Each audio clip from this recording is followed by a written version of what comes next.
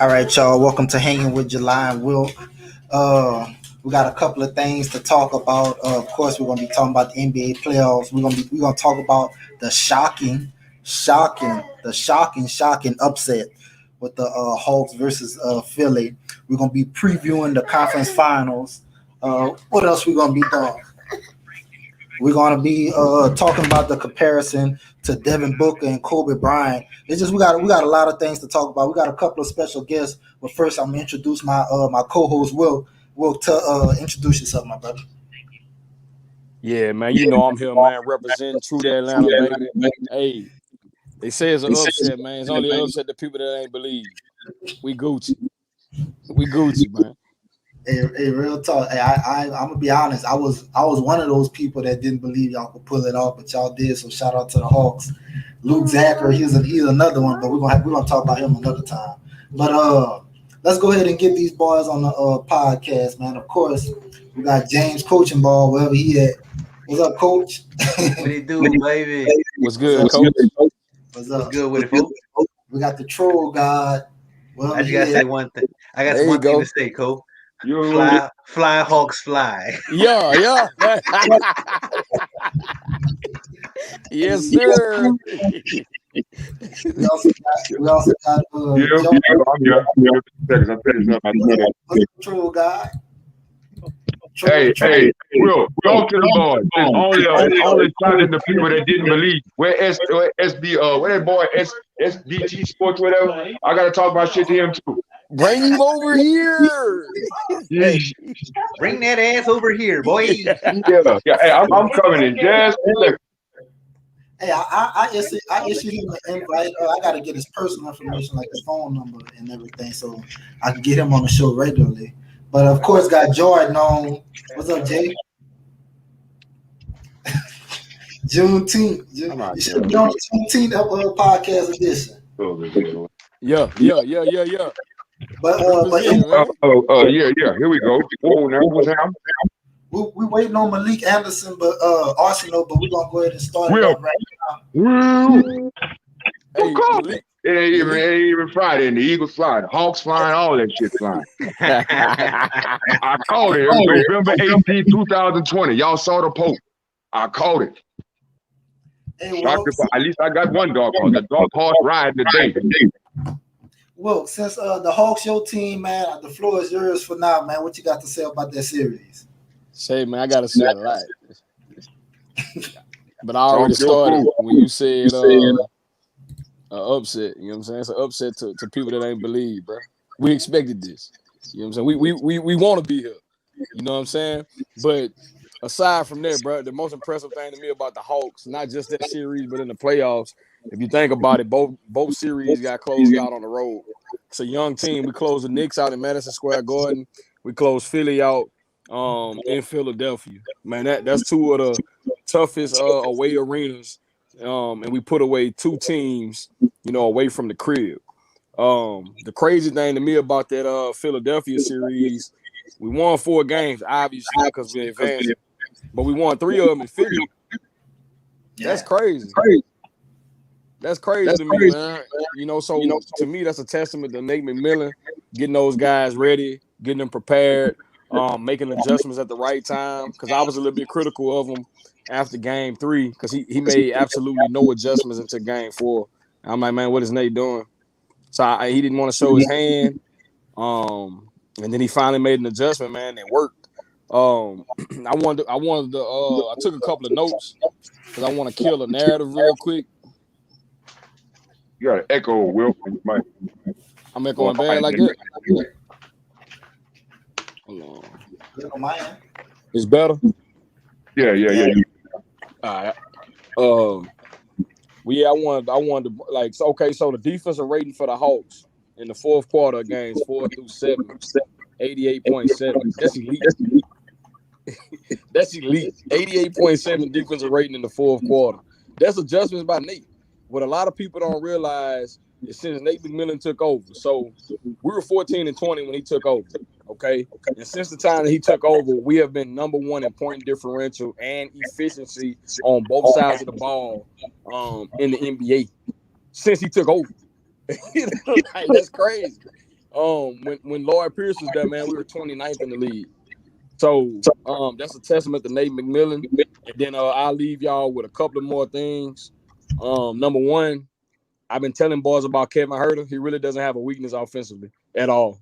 He really got I mean, I'm not saying he's a superstar. I'm not saying he's one of the greatest scorers out there, but he's a guy that you can put in that does not have a weakness. He can shoot the ball at a high level. He can get to the mid-range. He also could ISO and do what he needs to do and take advantage of a small defender. A lot of people don't realize the dude's 6'7". That's crazy. Oh, and he'll punch that thing too. Kevin Huerter will punch that thing too. He got some bunnies. You know what I'm saying? But can I add something to that everybody's talking about that thing? Another crazy stat. When I made that prediction, it was just based on the fact that they had picked up Rondo in the offseason and got Gallinari in all the offseason. And McMillan wasn't even in place. I was just going on the strength that Rondo was going to give Trae Young the extra IQ he needed to run that offense. Now, it was a good scoop, but I think Nate McMillan getting added to that coaching staff was very, very underrated in the offseason too. Yeah, so that's what I'm saying. When I made that prediction, McMillan wasn't even in place. I made that on draft night. The last little bit of information I got, Kevin Huerter top 3 in the playoffs in steals, Trae Young 7th. So I told people, everybody, every time, we have a debate on who better out of Ja Morant, Trae Young, or whoever. A lot of people pick Ja Morant solely based on defense. Ja Morant's not a great defender either. The thing with Trae Young, he competes defensively. He's just small. And I think people starting to realize that when they watch these games, like he's in the mix and he's battling, he's competing. And man, when you little, you just little. And you can't do nothing about being little. You know what I'm saying? Like, I'm a Saints fan, so I don't know if y'all remember we had David out there, corner boy 5'8". Man, when you little, you little. You can't do nothing about being little. You know what I'm saying? So all you can do is compete. And he gives the effort, and I think the teammates feed off of that effort. And that's what you were seeing. And I heard someone talk about the differences between his mindset and Ben Simmons' mindset is the fact that Trae Young came out struggling yesterday, but he kept shooting. And Reggie Miller wrote a tweet. He said, at this time, Trae Young is 3 for 20 in the game. He said, now I'm going to be very, very impressed if Atlanta wins or loses and he finishes at 3 for 30. He said, that lets me know that he's not scared. He said, that's how you know you got a budding superstar. Shoot or shoot. He wasn't scared at the moment. He was struggling, though. You know what I'm saying? But he wasn't scared. He had 11 points going into the fourth. He finished with 21. So he scored 10 in the fourth quarter. He shot 3 for 7 in the fourth quarter. And I'm just like, Trae Young really growing up before our eyes. And this is the last thing. Trae Young's 125 assists are the fourth highest total in NBA history through a player's first 12 career postseason games. The 4 people that are ahead of him, Kevin Johnson, Isaiah Thomas, and Chris Paul. That's it. Great company. Hey, I wanted to respond to Trae Young. He was struggling. I don't think he was struggling scoring, shooting, but I commented in the group. I like, man, Trae Young a magician. When he was 3 for 20 or whatever he was. How many assists he had? He had like 12 assists at the time. But he was turnover time. Yeah, you're right. But how he was getting in the paint, throwing that lob to Capella or trying to shoot his floater. I like, yeah, man, Trae Young, he a magician out there. Like, I really like his game on the offensive end, especially because like you said on a couple of podcasts ago, and you said this repeatedly, what you gonna do? Like when he get in that paint, he got the best floater, one of the best floaters in the game, or you gonna throw that little lob, and that's what he was doing yesterday, and I was impressed by that. But, my last post in the group, I said that I saw something in Trae Young last night, one of those intangibles that you don't see on the stat sheet, resilience. They threw everything at that boy except even the daggone Liberty Bell. They double teamed him, pressured him, all of his shooting was off. But he was the only player on that court that could dictate the flow of the game. He's the only 2-point guard. That's what he did. When they scored, he went right back at him. And he has a very sly, deceptive way of making that floater and that lob pass look exactly alike. You never know which one is coming. Every time Philly was getting back in the game, they hit a clutch shot, right? Trae Young, right back up the court. Lob, not even 5-6 seconds off the shot clock. He dictated the flow. He knew he wasn't shooting, so he knew he had to hurry up, get up the court, and get the ball to his scores before the defense had time to set. He stayed in the game. He fought. I respect that boy. I like what I saw last night. Man, I'm gonna chime in right quick. I was really watching this game intently last night. This team reminds me of that 05, 06, 07 Suns team. With Steve Nash, Amari Stoudemire, and Joe Johnson before his departure. They are built very well for the playoffs. If you would have said that, I mean, Bogdanovich gave you nothing yesterday. Trigger Trey was struggling, and they still found a way to make it happen. There was a couple of passes off decision that Trae Young made yesterday that were just like, there's no way this guy's in his second year in the league. There's no way.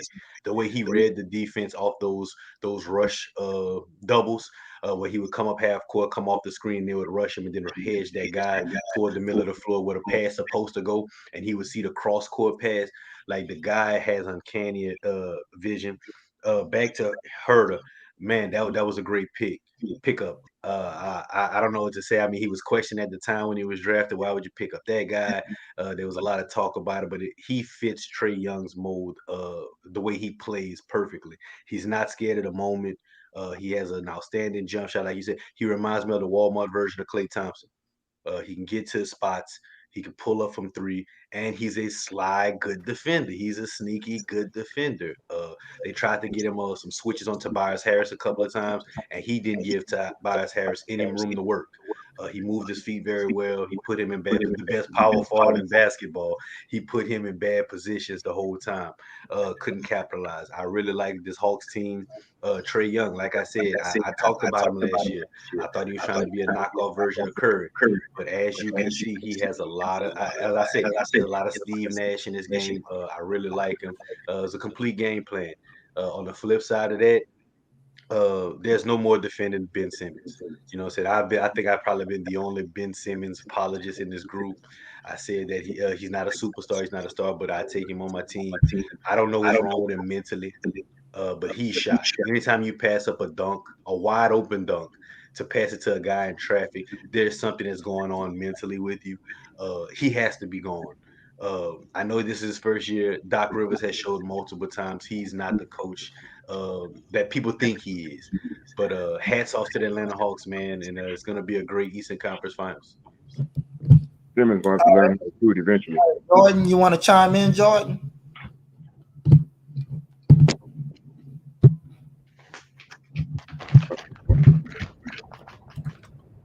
Yes. So, good evening, everyone. Happy belated Juneteenth, first of all.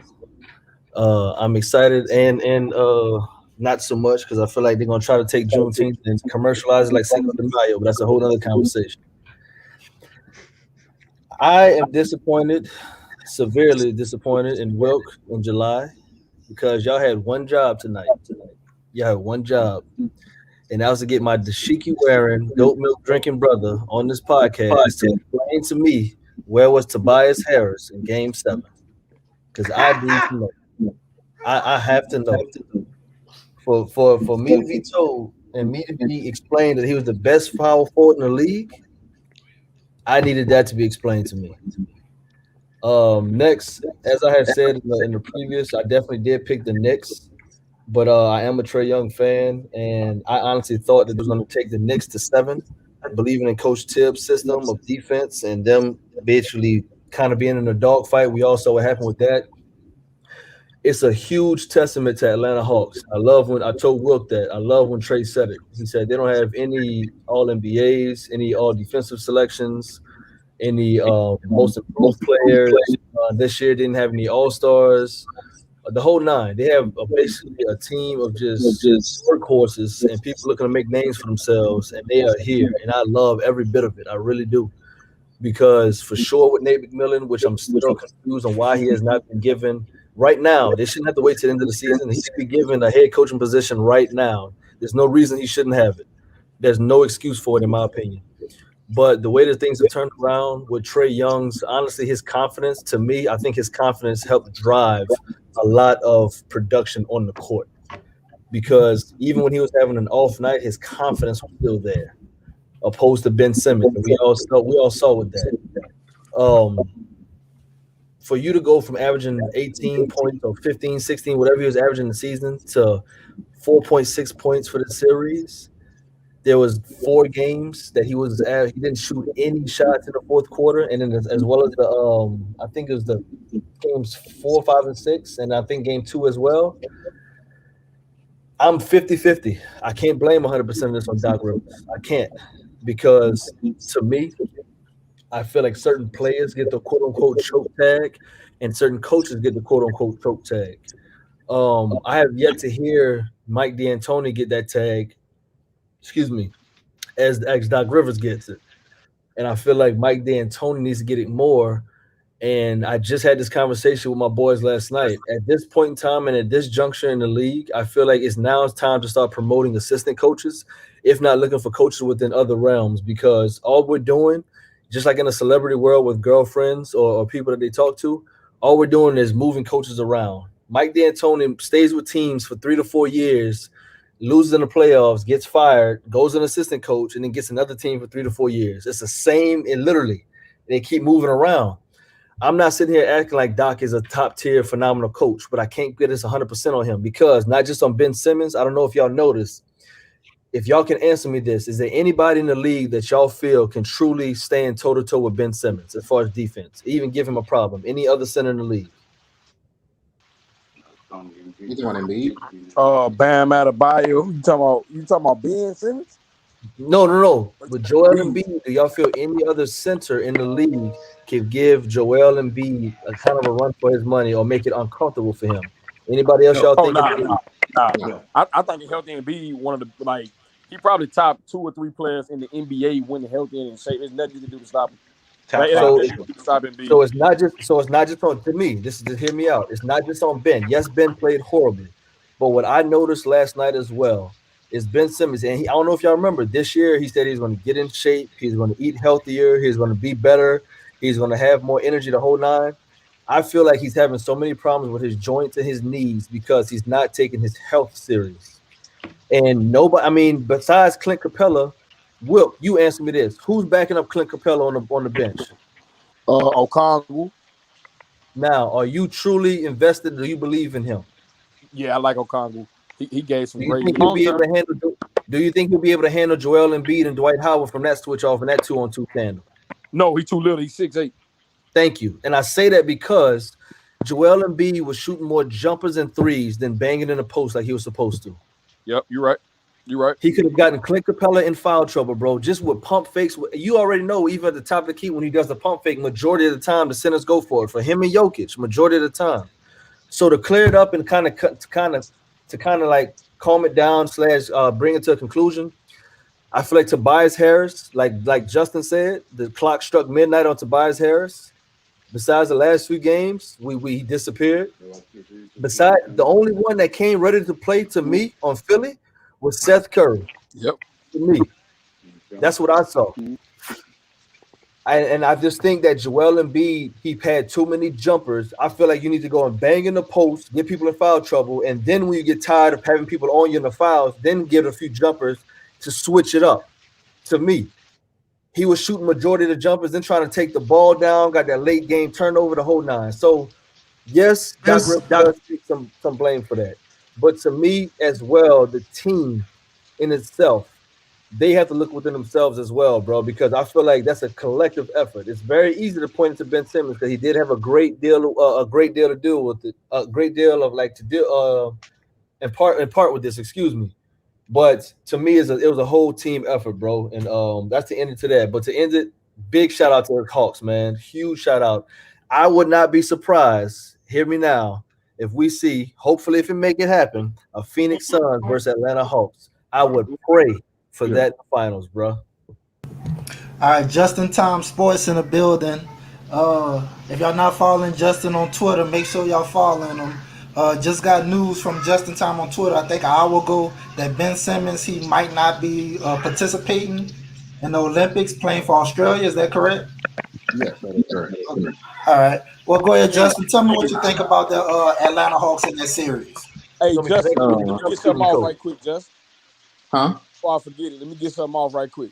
Go ahead, bro. Hey, Jordan. Nate McMillan said back in April that he wanted to focus on the season, focus on that after the season. I think they would have already took that interim off of that boy, but I think that's him. He wanted to wait until after the season to handle all the contract talk. That's a bet. That well, I retract that. Then I retract and recant that. I'm about to say because I was getting upset that he hasn't gotten anything offered as of now.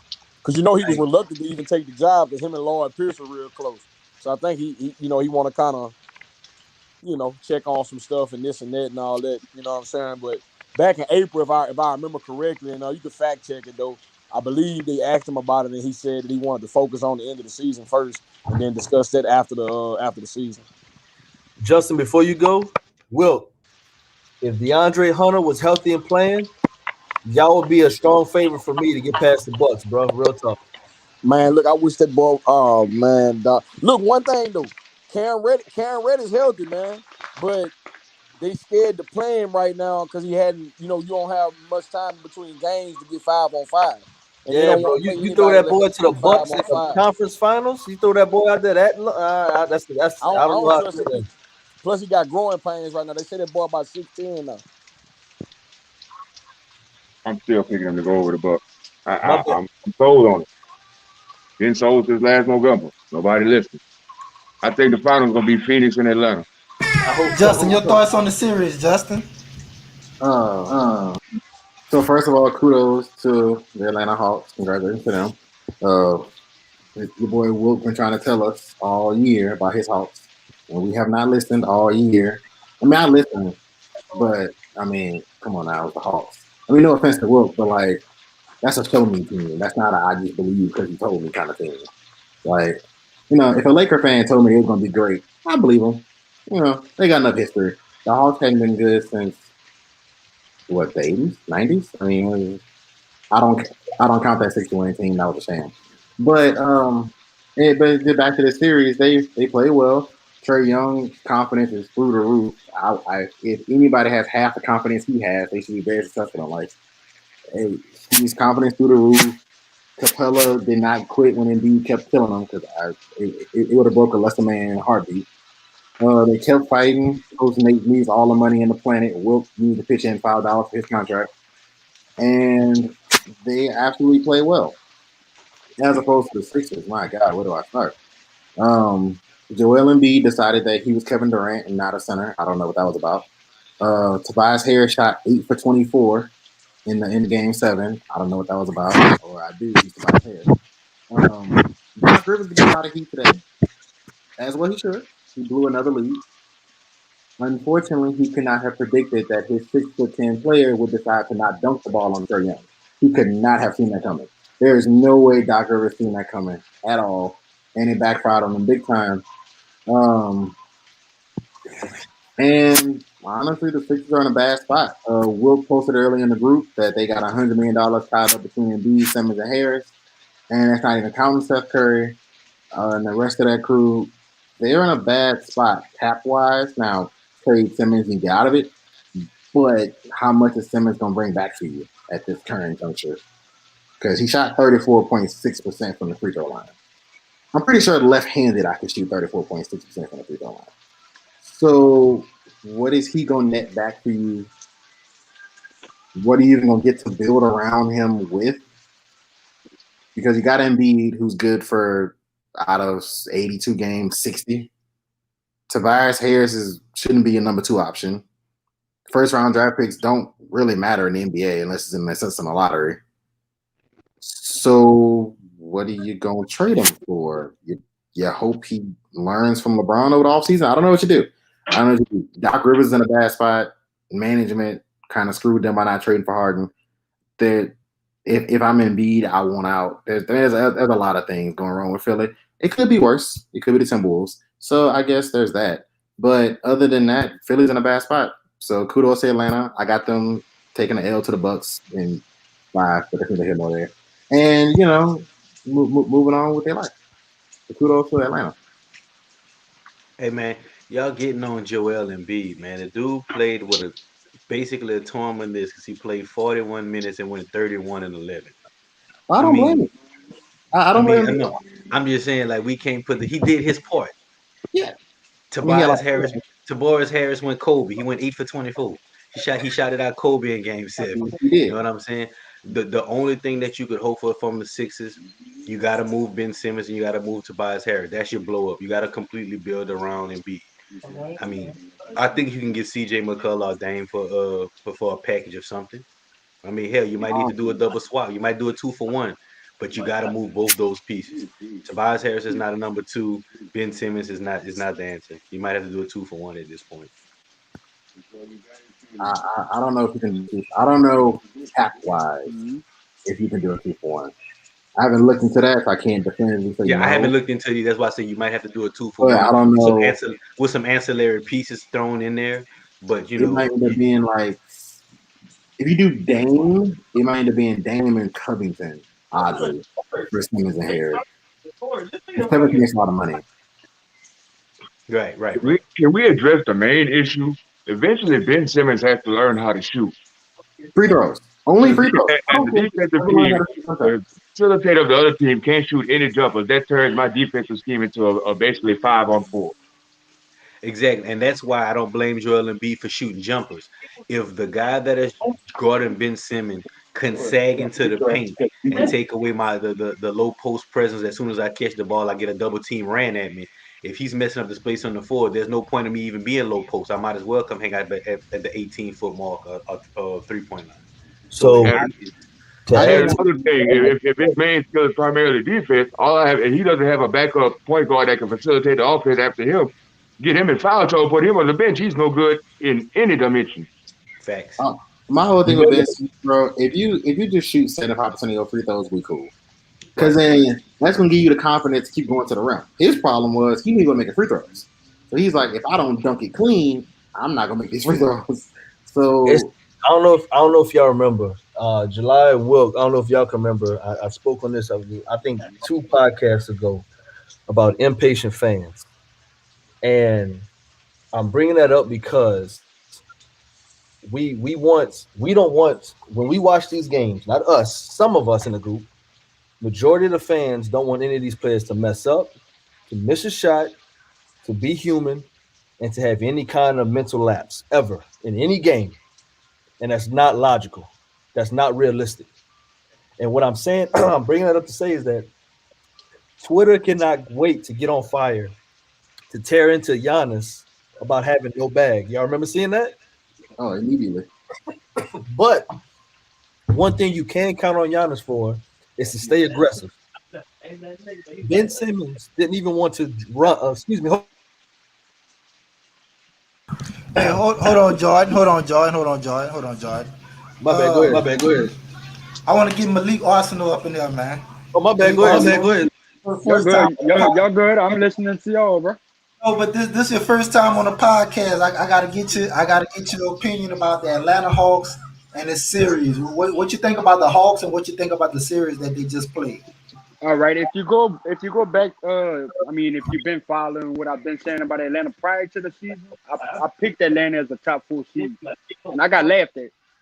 But I've been high on Trae Young since Oklahoma, really since high school. But I knew he was going to be that guy, just like how I knew Curry was going to be that guy from Davidson. But I actually didn't give him no shot against Philly with a healthy Embiid. I actually had Philly in 5. But man, Nate McMillan turned that bus around, bro. Like I'm happy for him, for real. Shitting on the whole Indiana organization. I love that. But y'all also know I'm a Duke fan, so I'm high on Cam Reddish too. I'm waiting for him to get back healthy. I think if Cam and DeAndre Hunter was healthy, I think they're legit. And I called that preseason. I said they're a legit title contender. And I got laughed at. But as far as this upcoming series, I actually got Milwaukee in 5. I give Atlanta game 3. I just don't see them winning 3 times on the road like they did against Philly. They won 3 times on the road against Philly. I don't see this is like completely sideways off topic. I'm really watching this video of Ben Simmons make jump shots right now, and it's really making me mad. I feel like somebody else should be mad with me. he's really out here hitting sides, like step sides, step backs. Like it's Yeah, really I saw that. making me I mad saw right that now. video. I I saw it. huh? I just want somebody You else talking to about make. with Ben Simmons? Yeah. Yeah, I saw it. I saw it. In the blue tank, it's really making me mad right Yeah, I saw now. it. I'm so upset. Like, But I What's I that? give His him. jumper? Yeah, fuck, he he was hitting just pulled jumpers. like a 30-footer. Water. Yeah, Like, what is he pulling and hitting it wet. My son, what is to this? At this point, it's all mental. He's Dog, a step he's back his over own somebody. he's his own best defender. to finish Yep. what I was saying with Giannis. Giannis has a few moves. He gonna Euro, or he gonna spin, or he gonna power to the goal. But he's going to continue to attack the defense, and with doing that, the defense sinks in, shoot a spot up, people slashing and cutting to the goal. So much opens up. With Ben, he even stopped being aggressive, and that's when he became the liability. And that's why I said to where we get so impatient, and we was trying to clown Giannis. Even though Giannis may only have a small assortment of moves, he stayed aggressive the entire series, and he continued to attack the defense. Ben Simmons literally became a severe liability to not even attempting to shoot, bro. And I think the breaking point of Game 7, I think it's vivid in my mind, is when he spun off on, I forgot who was guarding him. Gallinari, that one Gallinari. I think so. Spun off to the paint, and all he had to do was at least attempt to go over on the right side with offhand, and he passed it to Tybal when with he Trae had Young, with Trae Young being the rim protector.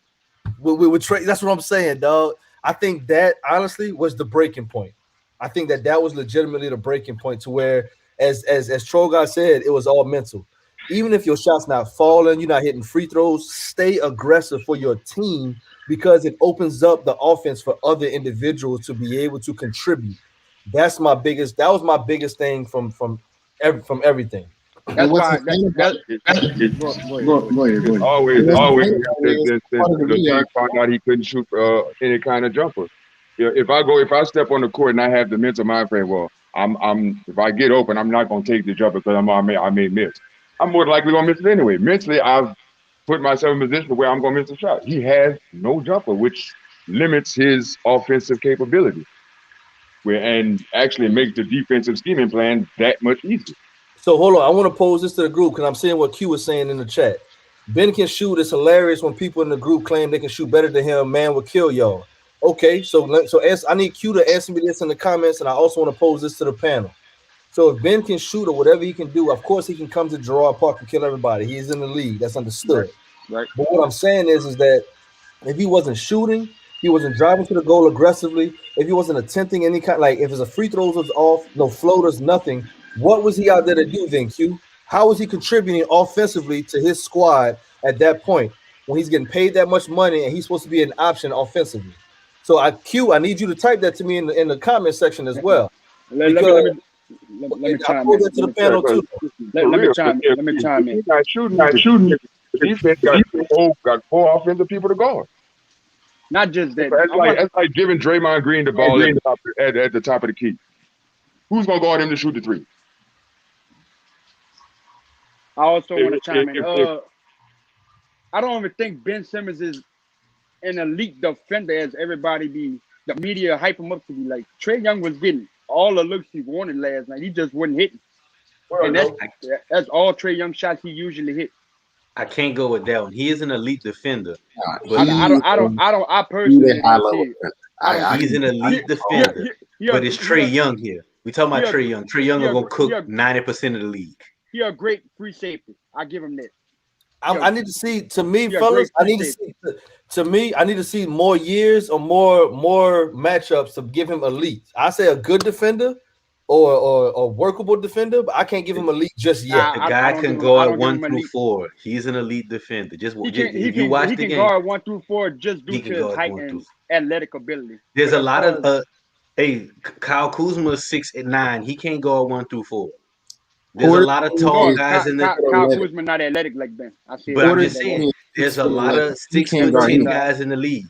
There's a lot of 6'10" guys in the league. He's 6'9", 6'10", and he can guard 1 through 4 efficiently. He's an elite defender. Let's not let his offensive downfalls negate what he does defensively. I just can't give him elite. I can't give him elite. That is a fact. The team he's on with having Embiid and Howard. Hey, I got a question for Justin. Yeah. He's You likely was going to be saying, matched up against a guard or forward, which he has the height advantage. so Justin, I got a question for you. So you were saying that you don't know what Philly should do with Ben Simmons. Since y'all talking about his defense, do y'all think his defense would Philly defense suffer if Philly would trade Ben Simmons for CJ McCollum? Do y'all think Philly defense would suffer a lot? Heartbeat. You don't want to Easy. bring Ben Simmons to No, Portland. man, because they're gonna pick up another defender. They're gonna pick up What a do you vet mean? that Who can they- defend, like who a they gonna PJ pick up? Tucker, like Ben Milwaukee Simmons did to with Portland PJ going to be a Tucker. problem. They can do that. If It's the not gonna happen. 76ers trade CJ McCollum, Joel Embiid should follow that trade and say, okay, I'm going too. Because you're not about to give me CJ McCollum. CJ McCollum wouldn't do anything for Dame, and Dame can go get 50. And all McCollum had to do was not go out of bounds. That was it. His whole So, time. Hold up, Justin. Let me I cut act you like off, Justin. McCollum a regular Let mess up. me Y'all cut you gonna off. raise the eye at me for saying this, but I think Ben Simmons would be much more comfortable at the 2 than the 1.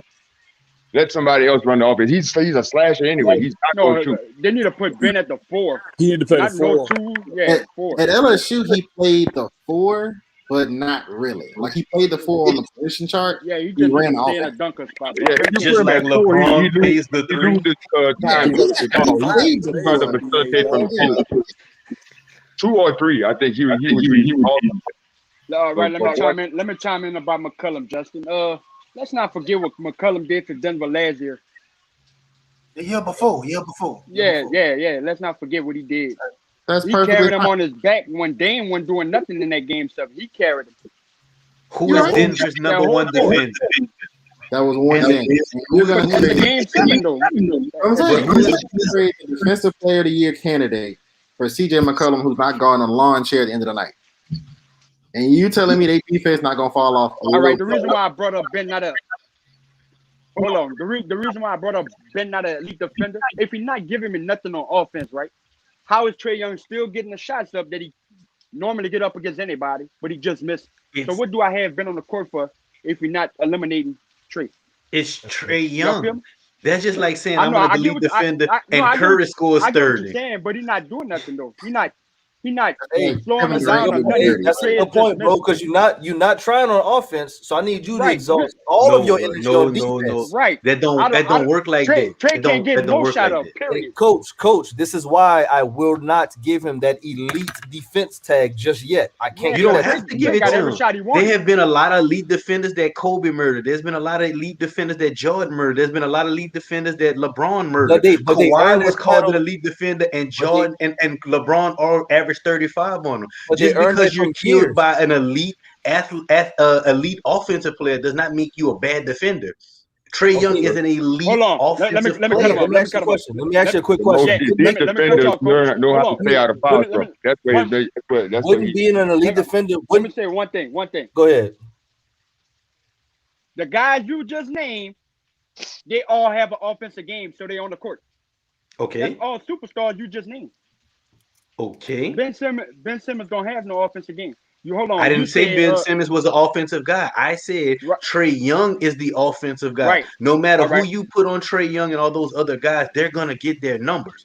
All right, It but- is what it is. Listen to what I'm saying. You said Kawhi is an elite defender, but LeBron still guarded him. Okay. LeBron still scored 35 on him. But Kawhi coming back and dropped 30. Ben not doing it. Okay. Bowen for the Spurs. Does anybody believe he had an offensive game? Bruce Bowen. Thank you. Great PJ point. Tucker. PJ Tucker, he hitting No, them corner that's threes. almost- He Does hitting them Bruce corner Bowen threes. have an offensive game at He all? hitting them corner threes. That's like He saying stretching LeBron the defense. was an exceptional 3-point shooter when he first went to Cleveland. Nobody had the game they have later on in their career. What I'm But saying, Bruce That's a Bowen. broad topic. Bruce Bowen. he got Bruce Bowen the don't have ability. no offensive game, dog. Bruce got the ability to stretch the defense though. Ben don't. Bruce Bowen had He no hit the offensive corner. game. Suck the We can defense. But you in. can't leave him open. You can't leave him open in the corner though. He gonna hit it. I have a Kobe question. Bryant averaged 29 points on Bruce Bowen. I just looked it up. I have a question. What was he doing? I have a question. What Coach, was the field goal percentage? I don't know. I didn't look that hard. I You opened. got to look at all that. That matters. Yeah, but that Bruce Bowen wasn't giving him 29 back, though. I can guarantee that. I He guess. hit Well, open if that's threes. it, He well, hit some if you open want to threes. go, Listen, if you Bruce want to go by Bowen was a percentages, top-notch then streaky shooter. If he was hot, he would bust you up. But when he was off, he was off. Let's not act well, like if he was you just consistent every if you game, night want, in, night out. But he would at least listen, shoot though. Ben But, don't. but hold yeah, on. he would shoot. He would give you buckets. If you He want to could go get a by shot. percentages, He got that Ben over Simmons, Ben Simmons as well. Ben Simmons held Trae Young to 30% shooting. Is that better? Since you want to go by percentages, But if you watch, Trae Young still got the look. See, it don't matter. He didn't hit him. So as a defender, you're not going to stop anybody in the NBA. All you can do is Right. make it hard for him. Let's Right, keep it right, real. right. I He agree. did his job. He kept him to I agree. 30%. I agree. As a high IQ point guard, when you get locked up like that, you got to find a way to make everybody around all the. So, Coach Justin, I got a question for y'all. Yep. Two-part question. How do you get the quote unquote elite tag? Vague question. How do you get the elite tag? Again, guarding multiple positions. No, being not able not just in defense. In general, it's vague. How do you become an Oh, wait, elite scorer, elite shooter, elite defender? How do you get the elite tag? You have to have exceptional traits. To be an exceptional defender, you have to understand the defensive schemes, understand defensive rotations, matchups, knowing where to be, knowing the cutoff angles. Offensively, knowing that having multiple tricks in your bag, whether it's adding a back down, whether it's adding a 3-point to your game, being exceptional in the aspect of Coach, offense. I think he's looking for one answer and one answer only. No, he gave it to You me. gotta do it every night. Yeah, Hold on. exceptional. You got to be exceptionally consistent. Yeah. Hold on. My next question. Can somebody be elite from just 1 year? No. It's viewed as elite, but everybody is entitled to their own opinion.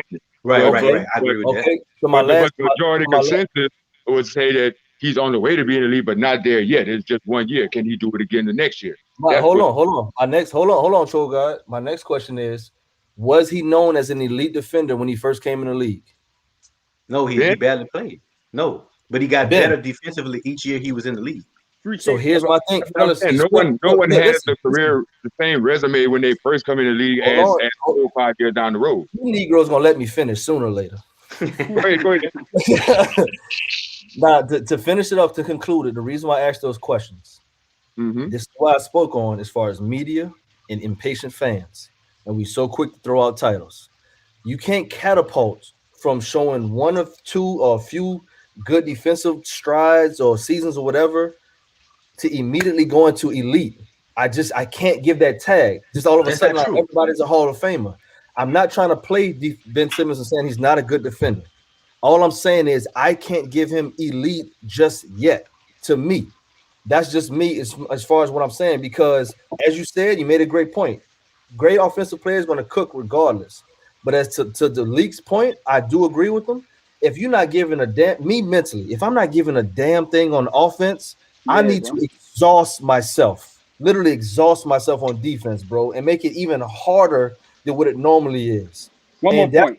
That's what I'm saying is to where he's been Ben Simmons. We trust in the process still with him and Joel Embiid, and he's been in the league for only so many years. But all of a sudden, he has this elite tag.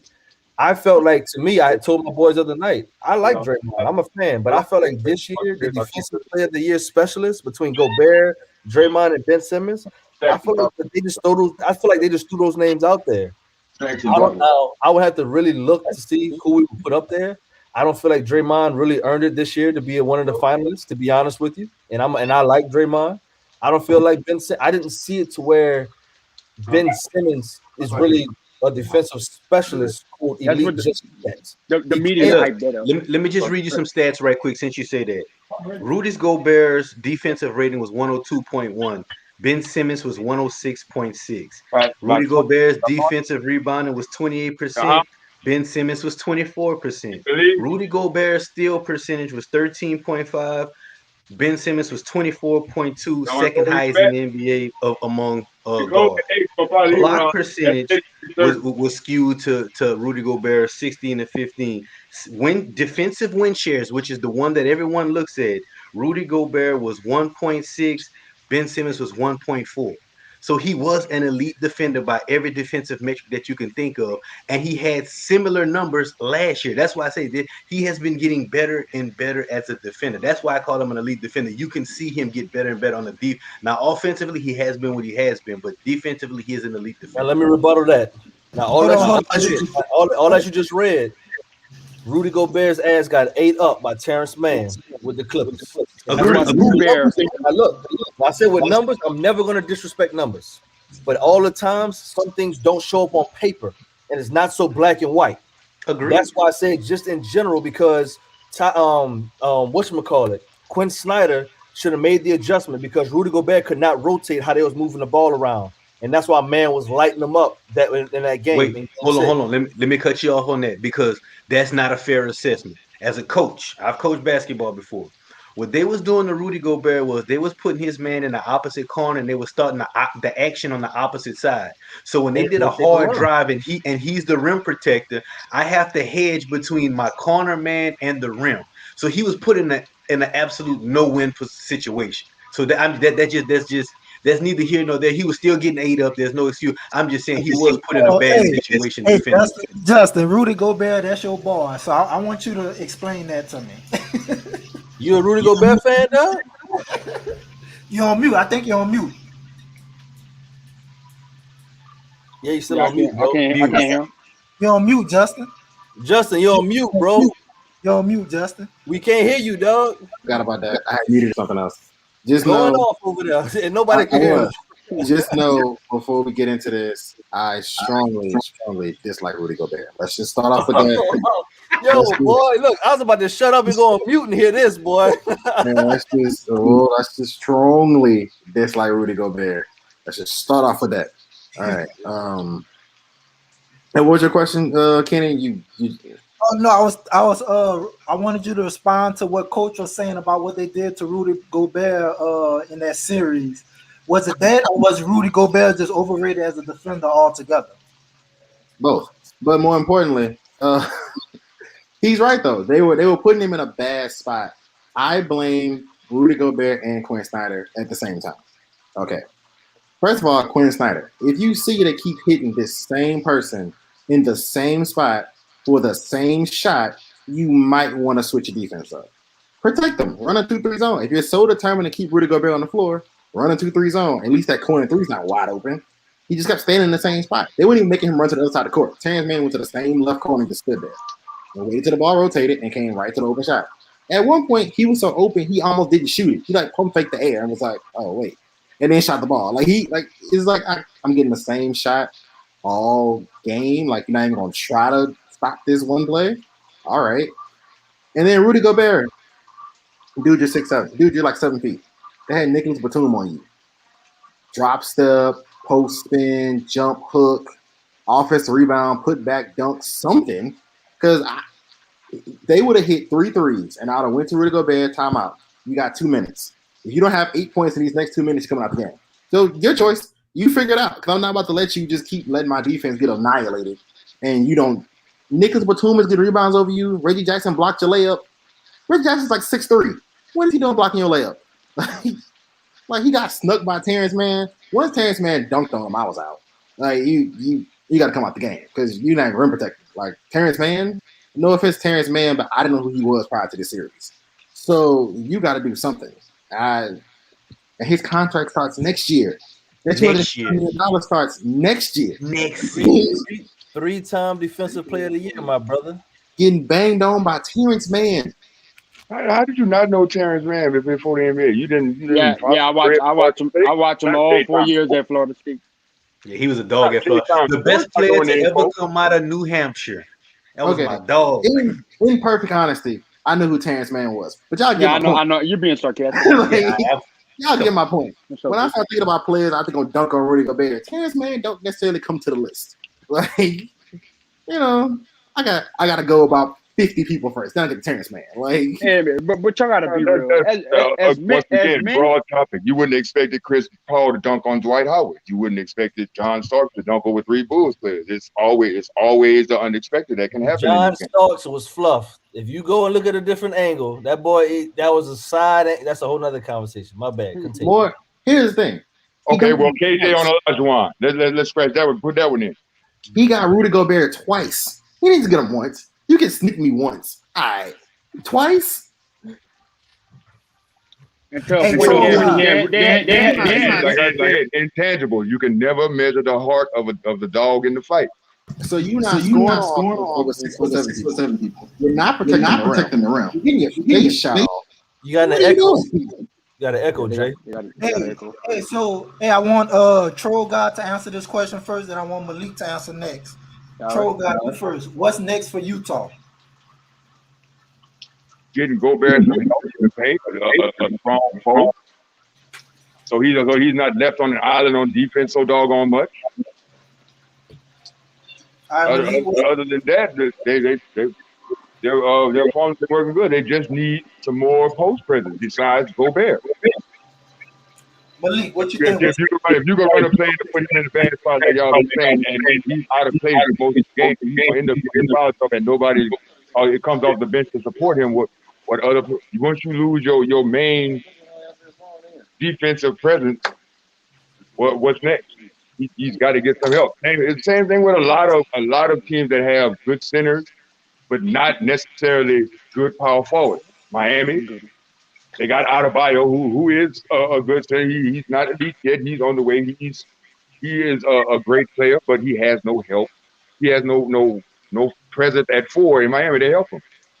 If you got a good center that doesn't have some kind of help on the weak side or on the opposite side of the floor where the offense is directing him or trying to mismatch him, you're gonna have offensive advantage every time. So you have to get some kind. You got to get Gobert some kind of help.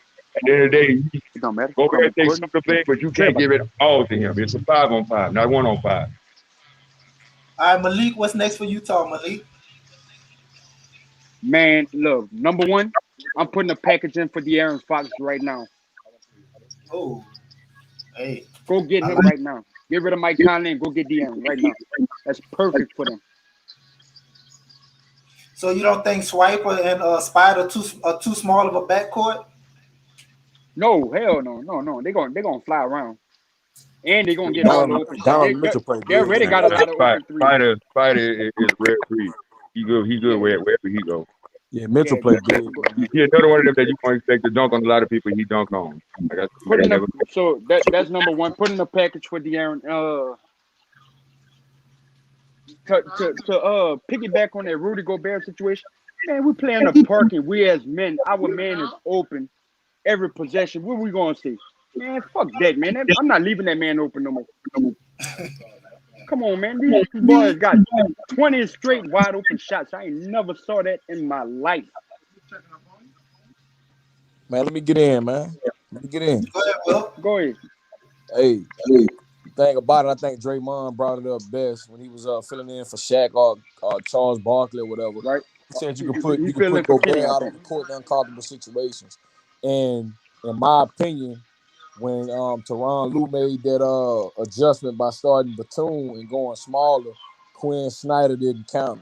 You can still bring Gobert in the game and keep him in the game, but you got to limit his minutes. You got to protect the dude, man, because if you got him out there guarding the perimeter, he's uncomfortable out there. He's always, you got to remember, a 7-footer, especially him known as a elite shot blocker who guards the rim, he going to always play help defense. So when the ball rotating, guys getting penetration, he going to lead that dude. That's why man was always open. But to answer your question, Kenny, man, I think they need some elite wings. I mean, some athletic wings out there. They need some athletic Another wings one. in Another Utah. one out there in Sacramento. Go get Harrison Barnes. Royce O'Neal cannot be starting small forward, bro. Man, they starting power forward, ain't he? Small. I guess probably power forward too. They got their boy listed as power forward. He's 6'4". But yeah. Go get Harrison Barnes too. Try to get a package for De'Aaron and Harrison Barnes. Man, this man Carl Nassib then came out as gay, son. I saw it. I was wondering, but Justin didn't want to report that though. I tweeted it, so who talking about? Tweeted and Instagrammed it. First of all, I don't think the Fox and Spider is your answer though. A little too small in the backcourt. I just don't think. Again, they got heart. They gonna fight. It's gonna be exciting. But when it comes down to the come down, Coach, I don't think that handles your situation. I'm with Coach, Will. They need athletic wings. All right, Harrison Barnes along with De'Aaron. But all right, who's one of the greatest backcourts of all time?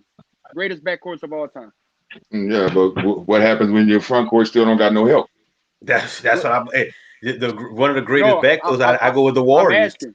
All I right. go, How most tall is recent. Clay and Clay is Klay 6'7", Thompson, and and Steph is Steph 6'3". Curry is 6'3". 6'3"?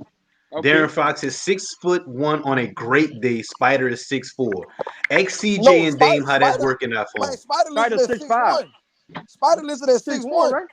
6'4", 6'5". Man, Spider Nah, listed at Spider, 6'1". nah, Spider 6'3", huh? Yeah, Yeah. Man, that man listed Nah, at I that's give him 6'1". 6'3" at the six-four. Man, most. Stephen Curry not taller Man, than y'all, hey, No. Donovan Mitchell. man, y'all better go Harden look is it up. 6'5", That and man Harden listed at and Spider are 6'1". not the same height. Okay, hold on. I'm looking it up. Spider is Spider is 6'1". he is listed at 6'1". XCJ and Dame, how that's working out for Man, you? y'all gotta listen to that man 6'1", man. He's He's 6'1". 6'1". I It's just too googled it. He's small, 6'1". son. It's too Okay, small. what we talking about defense? They're too small on defense. Man, you Either got two way, 6'1" it's guards. just Bro, too small. Especially when you're talking about when you have to play against the Clippers, where they have to match up against a Paul George and a Kawhi. You're in a disadvantage on both sides of the court. they got athletic. That's what they need an athletic wing for. Harrison Barnes is That, perfect to guard. that's what I say. They need to focus more on their front court than their back court. No, they can. They could But get they Kyle Lowry in free agency to run to run the point for. Lowry not An going in this. athletic I four. said they could get a Kyle Lowry to Oh, help with Spider in the background, but they need to focus on that front court. Coach, I want to start with you on this next topic. I don't know either you or Malik. Who the biggest Kobe fan out of y'all two? I think it's Kobe? Kobe. Yeah, Kobe. Oh man, Kobe and LeBron. I've been neck and neck for me since I've been watching ball. Well, Coach, I'm gonna start off with you. I patterned my game after Kobe, bro. Well, look, I'm gonna start with Kobe. Hold on, July. Hold on, July. Before Hey, real quick. we got I'm a getting ready third to one. They talk got a third about Kobe the Bean chat. So let me Bryant answer the here, next bro. question first. They got a third Kobe Bean fan over here, dog. I'm glad all y'all Kobe fans because the next topic include Kobe. I think it's Malik that said in the group that he sees Devin Booker and Kobe. Stephen A. Smith said it this morning again. He sees Devin Booker and Kobe. Stephen A. Smith said a lot of dumb shit. I agree. I agree with that. I want to start off with the blasphemy, the unmitigated gall that this man has to compare the stay off the weed. I've been waiting on this topic. Let me grab my notes here. Coach, before you go,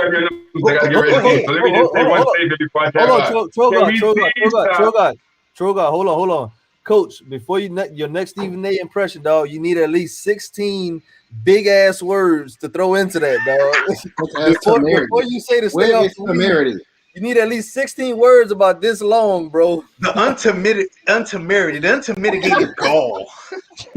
Like he say, let me say this last statement before I tap out. Can we please stop this comparison stuff? We done went from Kobe being the next Jordan to Devin Booker being the next Kobe. No, he's the first Devin Booker. All right, to cut that off right quick. When everybody said Kobe gonna be the next Jordan, what ended up happening at the tail end of Kobe's career? Was he not the next Jordan?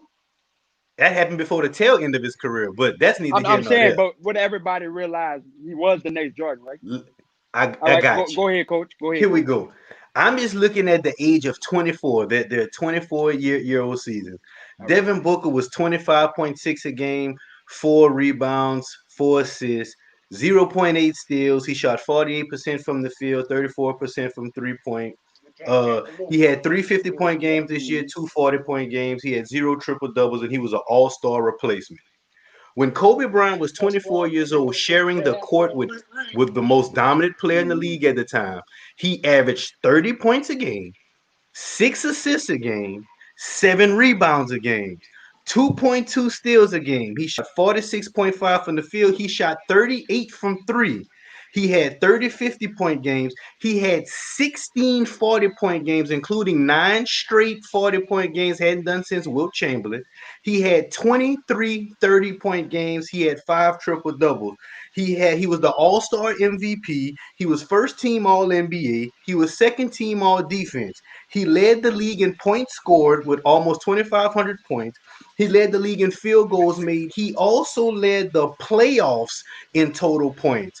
Kobe Bryant was a menace at 24 years old. He was one of the best offensive players in the league. He was one of the best defensive players in the league. Devin Booker is nice. He's going to grow into a great player, but by no stretch of the imagination was he as polished as Kobe.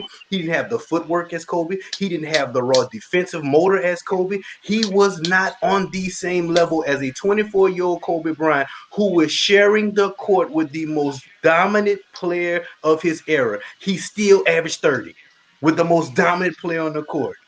I'm sorry, he is not on Kobe's level, and that's at the age of 24. This remember what I said. And no knock to Devin Remember the Booker. question I just asked y'all. None of these numbers or high feats in his career equal up to any kind of playoff resume until the signing of Chris Paul.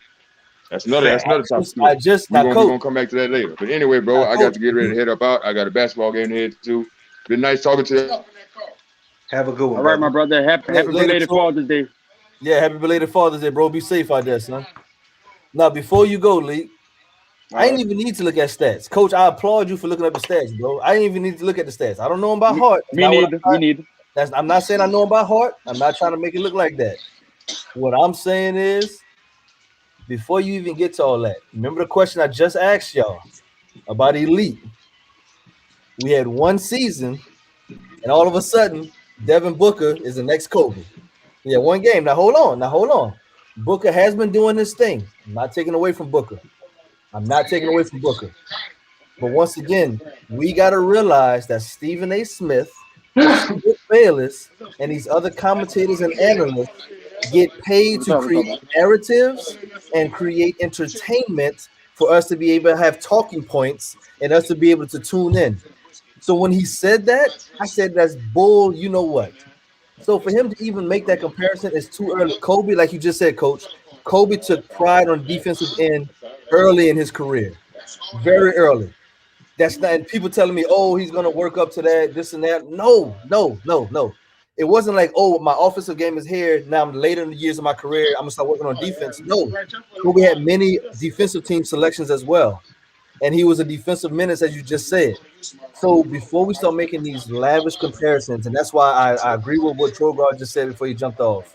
Let's just let him be the first Devin Booker and leave it at that, because we want so much to have these talking points and to bring it up, and it's frustrating, dog. Because Kobe Bean is of a rare breed, just like Jordan. And like when Jordan said it was like, I think when Jordan told Kobe, he's like, when I was Kobe said it. He said Jordan's like, man, if I was still in the league or something like that, he's like, y'all would have promised me. And Kobe's like, Mike, look who you talking to. Kobe's like, dog, you ain't gonna run that with me. I'm gonna come at your neck, and you're not gonna BS or intimidate me. He's like, you talking to a carbon copy of yourself. So we have to be very, very, very careful with making these comparisons, especially to Kobe, because if you remember when he said, when you think about a player with your mentality, who do you think of? And he said Russell Westbrook. Not the same gameplay, but as far as mentality, he didn't say Devin Booker. You can add Giannis to that too. Huh? You can add Greek Freak to that. So that's what before you go league, I just wanted to throw that out there just in general. I love that Coach brought the stats, but before even looking at the stats, I remember him at a young age terrorizing the playoffs with Shaq. I remember, like literally, I vividly remember that with the Fro Kobe. Number Shaq 8 got fouled out and Kobe bailed him out. Number 8, exactly. The game against Indiana. Number 8, yeah. Kobe. So that's why I said, like, now D Wade is my favorite player. The reason why I love Kobe, all respects to Kobe. My brother was a Kobe fan, still is, huge Kobe fan. But of course, sibling rivalry, being competitive. I can't like the same player you like. I rock with him, I like him, but I like D Wade. So that's how that went. But I just wanted to interject real quick and say that before you went on, League, because when I started seeing it, I said, let's just kill that now. Right, all right. I'm gonna start off with, man, y'all, everybody know the love I have for Kobe. Kobe, me personally, is one C of all time. Y'all know I got LeBron 1A, Jordan 1B, Kobe 1C. All right, now there's that. Now, as far as talking defense, Kobe came in motivated that third, fourth year because that team was already a championship caliber team. You're gonna be more motivated to become hungry on defense. If you're on a lottery team, you're not gonna give it your all on defense. You're not gonna give it your all, period. I'm gonna just get my buckets, get my money, and I'm not going, you know, y'all get what I'm getting at. But as That's far as new age comparing, players, not old school. That's new age players got that mentality. yeah. That's what I'm talking about.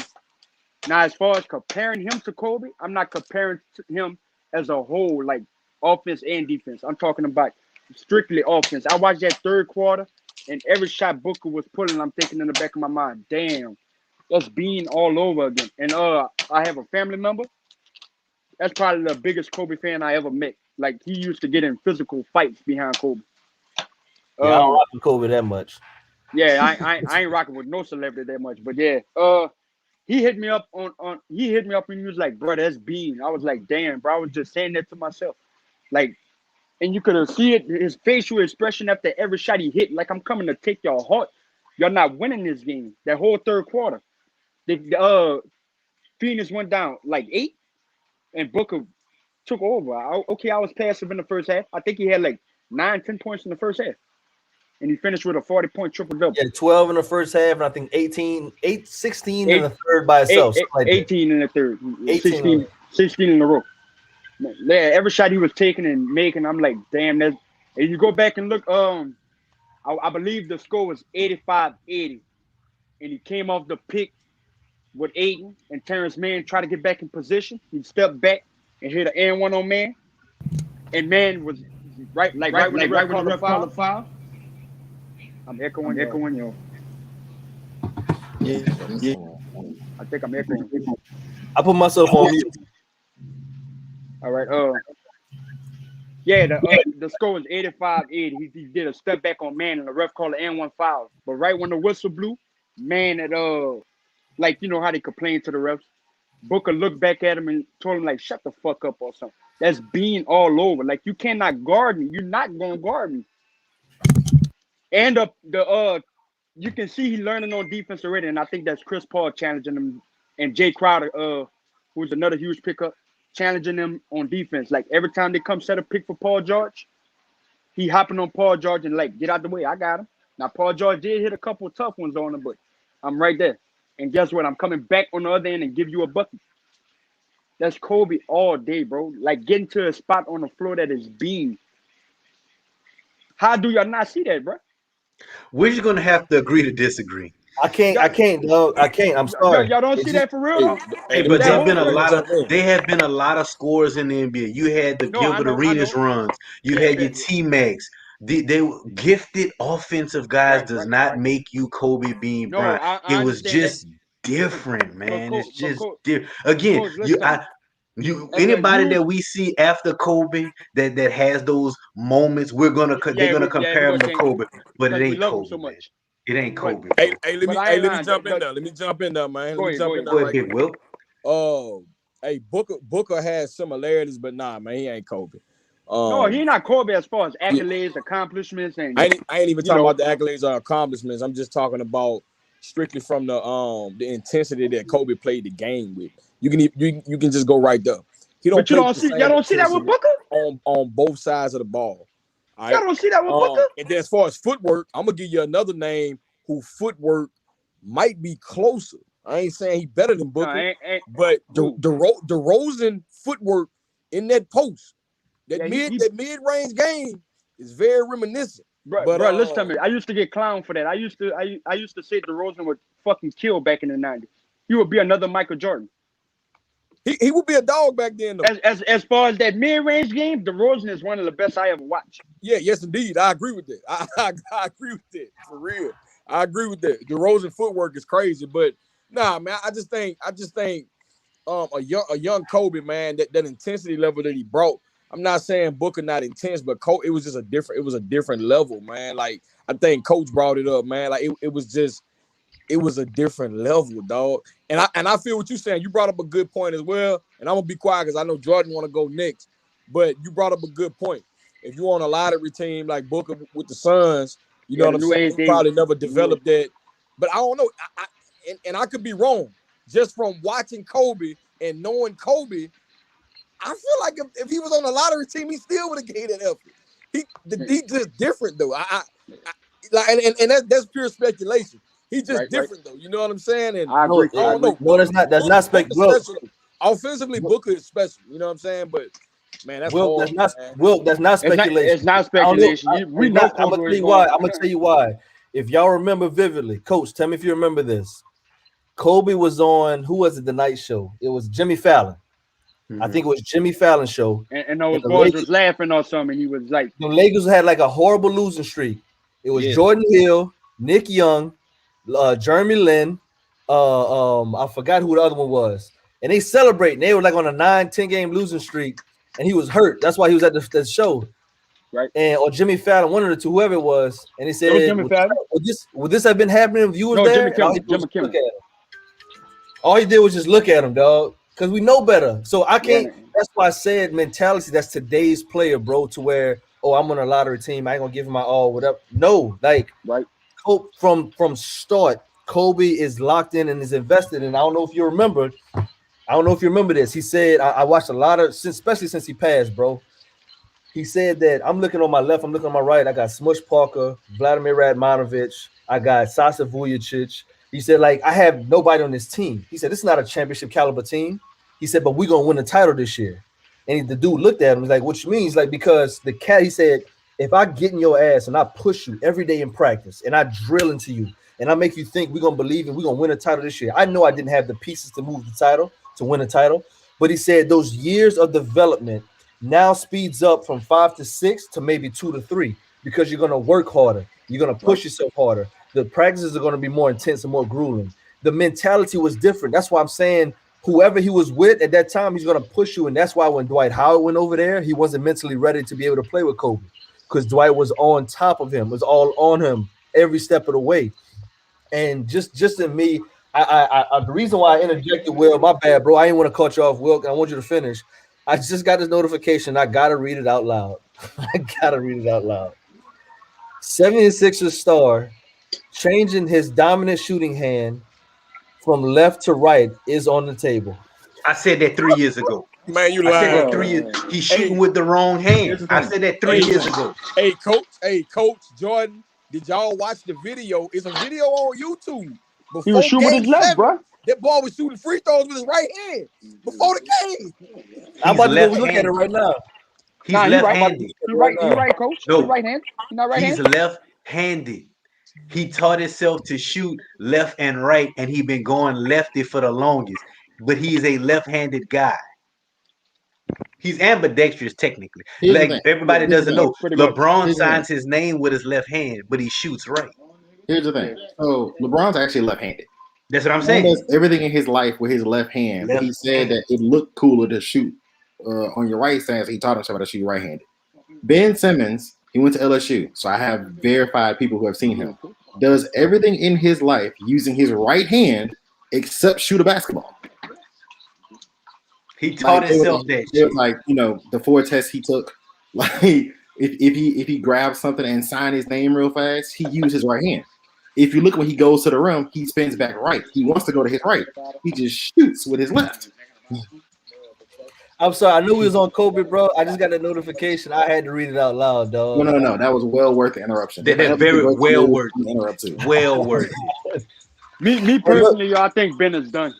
Like Hey, and I said that too. He's done, and, bro. Too young. I said that too. And I told my boys 2 things. Justin, I actually went. Me, my brother, and my cousins. We went to to watch Ben Simmons at LSU, and I'm not exaggerating. I said I wasn't like. To me, I wasn't impressed with what I saw. He had a triple-double that night, but it was like that night. It legitimately looked like he was stat padding.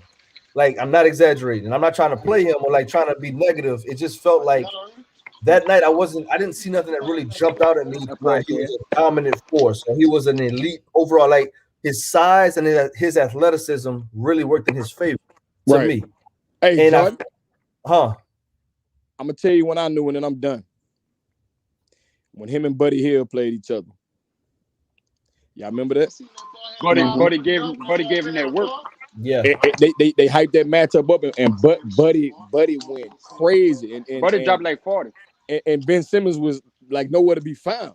It reminded me of when Lonzo and De'Aaron Fox went head up. Yeah, But that that's was another story.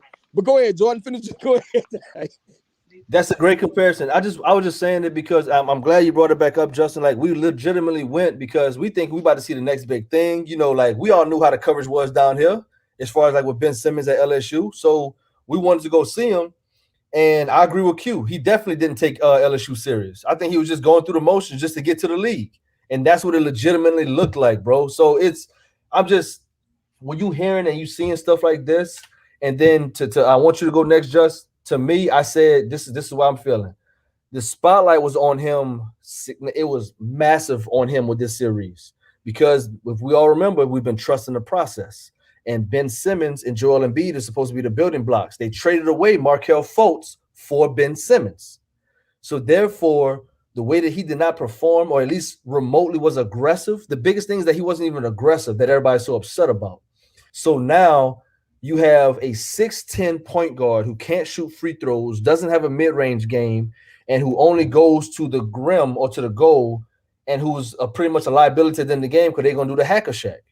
So what team do you put him on? Where do you put him? And he showed you in the playoffs that he was missing. That was a bad as a mental breakdown as Nick Anderson in Orlando that year with the free throws. Y'all remember that? Mm-hmm. Well, I don't remember, but I know the story. Yeah. So it's to me, if he doesn't like they said, if he doesn't this offseason, if he doesn't take it serious to where he gets his mental together, he comes and truly put in time, energy, effort, and work this offseason to his game, it's going to be a major hit to his career, bro. I think so. All right, so I'm gonna jump in. Two things on Ben Simmons at LSU. So again, I have a couple of friends who went there at the time. I was a little bit too young. I was in high school at the time, but they have told me several times. Okay, I know for a fact he only went because he had to. Okay, they had a family member or an uncle or something on LSU staff magically right before he showed up. Like the dude had never worked in college ball, and he just magically appeared. Like he was right the assistant strength coach. Yeah, something like that. He just magically showed. Like, come on now. So he showed up for LSU. He only went because he had to. He didn't go to class the whole second semester. That's the reason LSU turned down the NIT bid, was because Ben wouldn't have been academically eligible. So they figured, what's the point of going?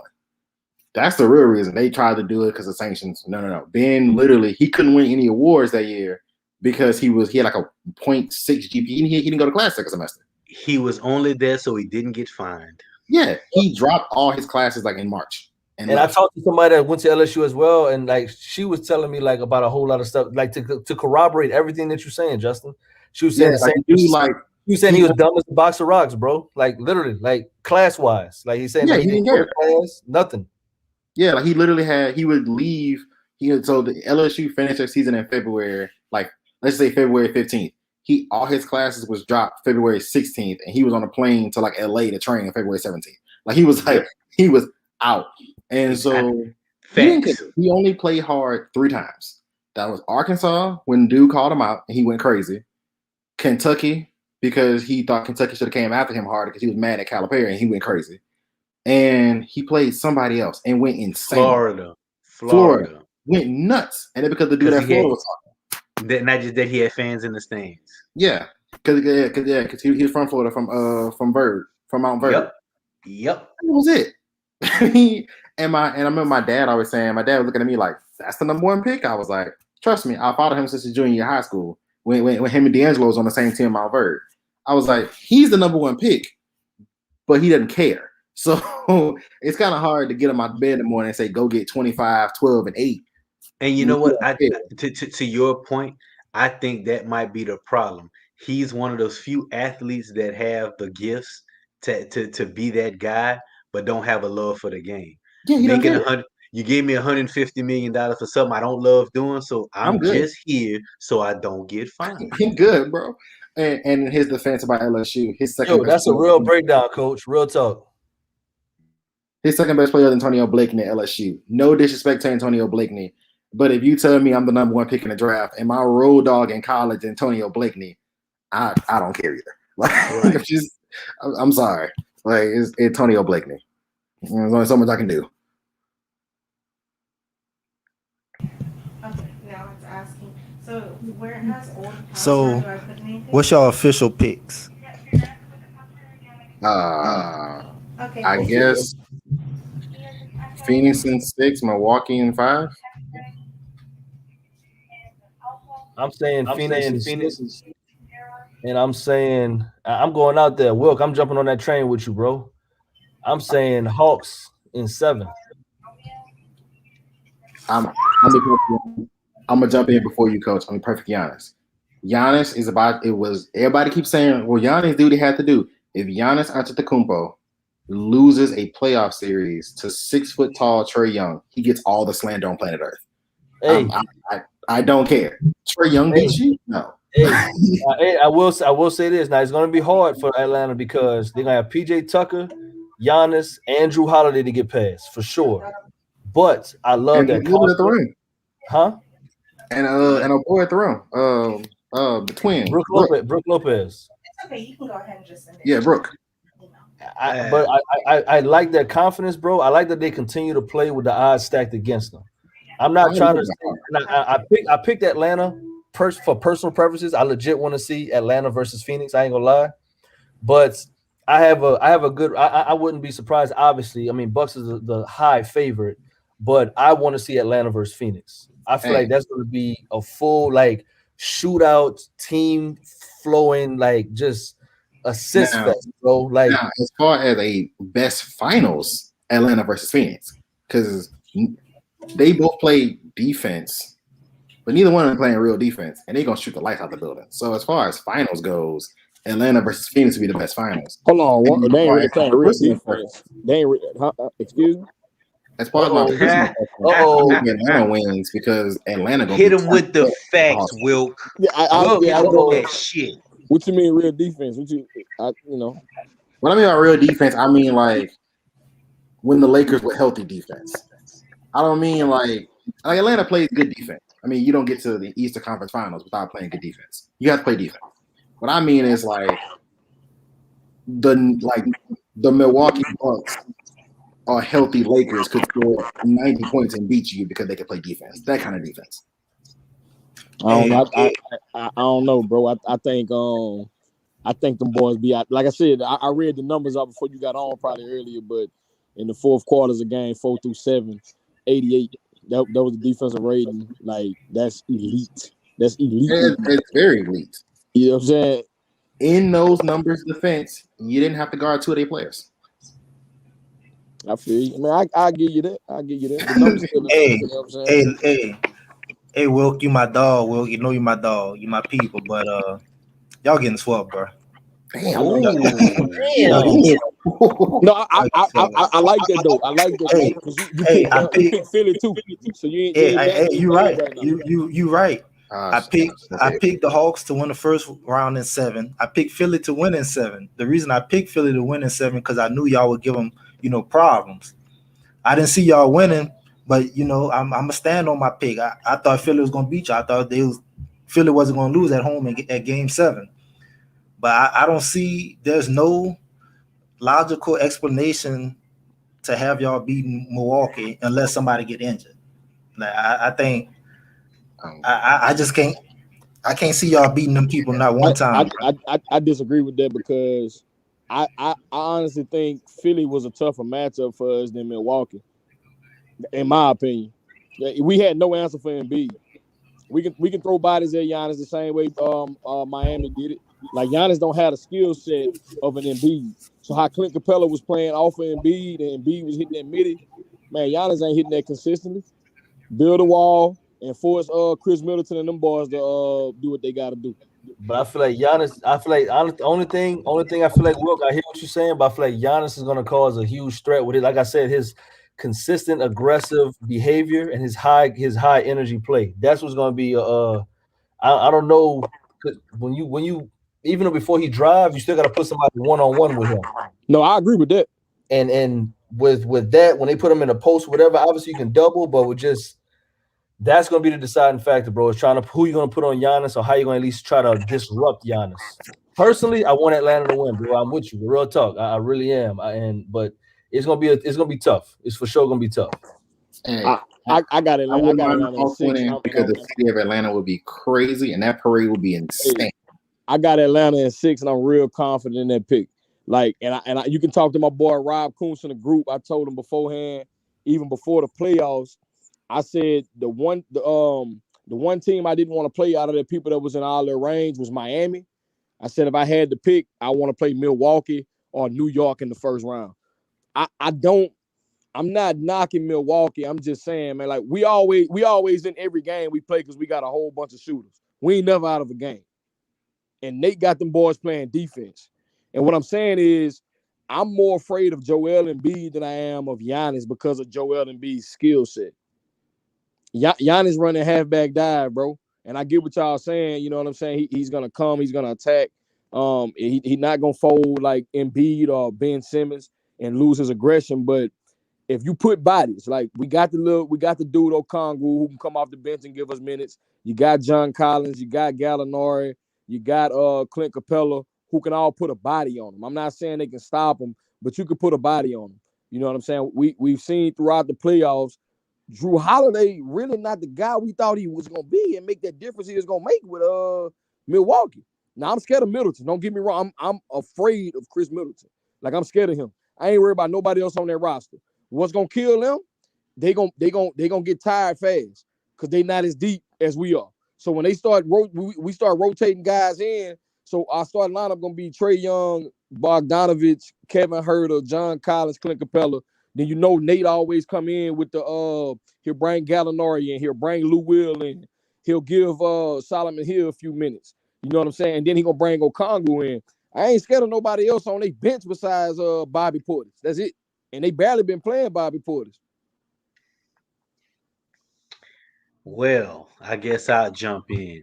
I said Hawks in 6 in the first round. I said Hawks in 7 in the second round.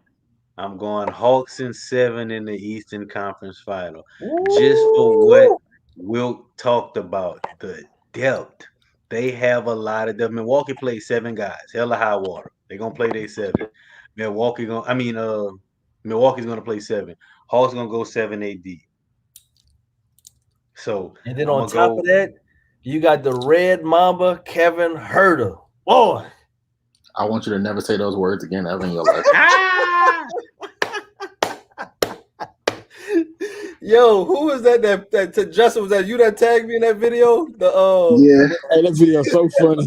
Hey, that video so funny, dog. Hey, yo, my stomach was in knots, bro. Like real deal knots. Bro, I was crying when I first saw Coach, it. I got a question for you though. What you got? If Cam Reddish is clear, do you think the minutes that Solomon Hill / Tony Snell getting, like the 10 minutes a game, something like that, do you trust Reddish in those minutes? Yes. I like Cam Reddish, man. I like that guy. I think he can give you valuable minutes in the playoffs. He's gonna be fresh. That's one thing about it. He's gonna be fresh. He adds another offensive threat, and he can play defense. So if he's healthy, I would play him. I'm not gonna lie. I understand what Nate McMillan is saying. I get it. You know, you didn't have time to have him going 5-on-5, and you really want to check on his condition and stuff like that. All the proper things he's saying. But again, it's the Eastern Conference Finals. At this point, it is what it is, baby. You got to go for broke, though. I didn't know that the Atlanta Hawks had never played in the NBA Finals. I looked it up today. Never. The Atlanta Hawks have never played. Teams haven't won since the merger. This only the second time. This only the second time they've been in the conference finals. Exactly. So that's why I'm saying, like, I at this point you got to do it for the hood. You feel me? I need the Migos in the building. I need everybody Easy in that thing. I need T.I., Big Boy, everybody. Hey, bro, you ain't mentioned Luda, dog. So we got an issue. Yeah, Ludacris. Hey, you know what I'm saying? Luda been so Hollywood so long, you forget my dog what represented Atlanta. Shout out to Luda and Jermaine Dupri. You feel me? Hey, so for the record, all y'all got Atlanta winning this series? I got Atlanta. You got Atlanta, Justin? I got the Bucks and a hard 5. A very tough 5. I got them in a hard 4. You can't even make a hard sweep song right. Like, you can't even make Yo, so disrespectful, Jay. No, it will. Hey, you know you're my dog, bro. And I'm not saying this to be trolling or anything, but I just honestly think the Bucks too much for Atlanta, bro. It's just I know you said something about putting bodies on Giannis. So you have Capella guard Giannis. That's what you're saying. Nah, I put John Collins on him. Yeah, you gotta go Collins. Yeah. You gotta go Collins. You gotta go. Then, Collins. so Capella gonna have to defend the wing against Lopez, basically, right? Nah, you gotta play small for long stretches in this game. You gotta play small. You Yeah, gotta Capella make it gonna get them in a uncomfortable. minute. You gotta make it uncomfortable for Lopez to be on the field, on the court. You got to play small and to make it to where Giannis has to play like a small ball 5 lineup. That's gonna be their biggest shot. The deciding factor is who I still miss in New Orleans, bro, is Jrue Holiday. He knows how to be able to play within the offense and be able to set up the rest of the team as well. So I think, and then also we know he's a two-way guard that plays both sides of the ball. So I feel like he's going to give a little bit of trouble. He's going to disrupt Trey a little bit, but we know Trey's going to still get off. But it's going to be interesting to see the dynamics and the matchups as this series unfolds, just in general, man, because I love the chip that Atlanta's playing with on their shoulder. And we all know that, of course, Atlanta also has to defend. So it's going to be interesting to see how they match up with Middleton, how they match up with Giannis, and how they match up with Jrue as well. So it's going to be very interesting, dog. But I'm still staying with Hawks. I want to see the Hawks pull it through, man. But we know it's going to be a tall order. Yeah, gonna be tough. It's gonna be a tough series all the way around. I'm just looking at that Max put Trey gonna be a defensive liability. That's why you got to cross match him up with PJ. Hey, I just want to say, hey, Trey Young needs to guard PJ Tucker all series. He gonna guard Hey. PJ Tucker, or he gonna guard what the dude named Pat Connaughton. I'm about to say Connaughton. He gonna guard Connaughton. Yeah, you got to keep him out there. Because neither one of them doing anything inside the perimeter. So you might want to just leave him out there. Hey, man, I just want to shout out somebody right quick. I want to shout out what's old boy you been arguing with Luke Zachary? Is that him? Yeah, man, that boy. Yeah, hey, man. Hey, that boy drove. I don't know if y'all saw that conversation. That boy was going at me like we won game 1 in Philly. You know what I'm saying? So I dropped a little. Only thing I dropped was the Trey Young throwing the apple down and biting the Philly cheesesteak. Them boys got mad. So they won game 2 and game 3, and them boys were tagging me and stuff. You know how you drop one of them little suckers on the carpet and they get a little. They talking about Trey Young hair or whatever, and they're going hard. So then when we win, I go hard, and I'm boy like, oh man, you too hype, man, bro, man, miss me with that, man. Like, How you miss me with that. How you be too bro. hyped cheering for your team, bro? That don't make any sense. But the boys were decent, but they can't take it. So when the Hawks lose, oh yeah, man, I told you the boys were garbage. They this, you know what I'm saying? So when we win, oh yeah, I'm going hard. It ain't many Hawks fans in. I'm going hard. Hey, well, I'm gonna be perfectly honest, bro. And I know this may never happen for as long as I shall live, and I have accepted that fate. But let the Pelicans ever be in this spot. Y'all gonna be sick. All right, we can stop right now. The Pelicans will be lucky if they stay in New Orleans another 5 years. Hey, bro, what we gonna do? Hold on. Let me step in right now. July and Wilk, what we gonna do is not have that bad juju on my team down here, bro. So I need you to knock on wood and bless the podcast with this evil spirit energy that brother just put out there on the Pelicans leaving us, bro. We're not going to speak that into the existence, dog. You mean the Pelicans? Hey, man, hey, Luke Zachary. Hey, I told him, bro. Like, man, last year when y'all remember when Portland had beat the Lakers that first game, I was talking all kind of noise. Like, it was looking real sweet to you, huh? Yeah, it was like good. The first game, I was like, all right, we stole one. That's what we're supposed to do. Then we lost the next 2. They was talking. Then we lost the last one. Man, I just had to take them punches, like take them to the jaw. Like, hey, I just joined the groups. I didn't know all the dynamics. I was like, oh, he a Portland fan. He feeling good. Then about game 4, he wasn't feeling so good. Hey, like I tell everybody, though, you gotta wait and you gotta be patient, bro. Because I don't. Even though, of course, it makes it fun. But we all know that series can turn around at the drop of a dime, bro. So we got to give it some time to be at least game 3 to 4 or 2 or 3, I should say. 2 or 3 we'll be able to at least look at. But we have some things that are turn around at a drop of a dime. But we can't get too crazy and too excited over a few games because we all see how things can turn around at the drop of a dime. I think that's the fun of it. Like, I think that's the fun of it. That's the fun of it. To go at it every game. If you lose, you got to take the punches. If you win, you talk all this. Hey, Listen. One I'm thing down about with me, that fun. I'm down with that fun. Then you got players on your team like Ben Simmons that don't even look at the rim in the fourth quarter for 4 straight games, dog. with Trey Young So as I- the rim protector. Hey, I'm pretty sure if somehow, somewhere Atlanta Hawks win 2-3 games, Wilt gonna let me have it. I'm pretty sure he will. But if they don't win, if they don't win no games, I'm gonna tell them I told you so. Hey, but look, one thing about me, bro. I'm a Hawks fan. I'm a Saints fan. I can take it. That's one thing I can do.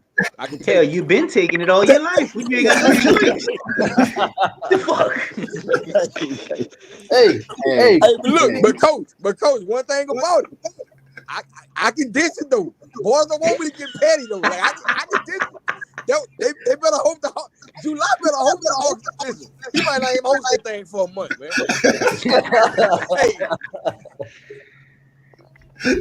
hey, I'm not very good at the whole take anything yet because my response usually is you wait till football season and I'm gonna get you in. But the way my Patriots looking, I can't say that right now. So I'm gonna have to I'm gonna have to get used to it, I guess. Yeah, I've been waiting on the Patriots downfall for years. I let Justin have it too. He let me have it. It was like as soon as we got cool, it's when the Patriots started playing bad, and he just Y'all gonna be all right. Y'all going 11-6 this year. Y'all gonna be all right. Oh no, I said you're going 11-6 too. I'm feeling good at the immediate moment because my why don't football fans have the same patience for their team in basketball as they do for their team in football? Because with football, 2 different games. Yeah, it's the mental dynamic of it. With basketball, I don't know. In basketball, I feel like fans connect more with the player than they do the team. Right. So, for instance, if the Sixers would have won last night, the fans would have still been on Ben Simmons' head, regardless if they don't want or not. I mean, let's just be honest. Hey, I 100% agree with you because I said in the group that the Sixers win the championship, they should still trade Ben Simmons. Yeah, like they're going to be on Ben Simmons' head regardless. There's been football teams where the quarterback has played horrible. And for instance, the 0-1 Ravens looked at this amazing team. They had Trent Dilfer. If Trent Dilfer was a basketball player, he would have got eviscerated. I don't agree with it because you still have to develop. Like people got to still understand their job. People still have to be cohesion is still a thing. Chemistry is still a thing. Players buying into the coach. Like everything has to. Of course, you still have to. It has to be a well-oiled machine. And I feel like today, I think in the social media age, we're just severely impatient, specifically with basketball. And my thing is that we don't take the time to do so and to allow teams to really develop the way that they should. And they got cats already talking about Zion need to leave New Orleans. No, he's still on his rookie contract. But he does. There'll Hey, be no championships won in the Larry O'Brien Trophy is not going to New Orleans. Is it right here? Yeah, you can see it above me. Put this brother in the backstage or the back in the back studio area. Nah, fuck all that. Nah, but I'm gonna make him on. I'm gonna put him on a big screen. To piggyback off what Justin said, in football, you can hide people in football. If your left guard is horrible, you got a good right tackle in the center, you can slide him over. If you have a linebacker that's not too good, you can hide him within your scheme. In basketball, it's 5-on-5. Ain't no hiding, bitch. You're gonna get exposed. That matchup will come to fruition. You can be hid in football, and that's why they see your face. You know, a lot of NFL players can walk into your mall and you won't know who they are because they have a helmet on. There's a face mask in front of them, so you can't identify with the player. That's why you identify with the name on front of the jersey, not the back of the jersey. That's why when you get a superstar football player, everybody fawns over him because you don't get many superstars in the NFL when I talk about face recognition.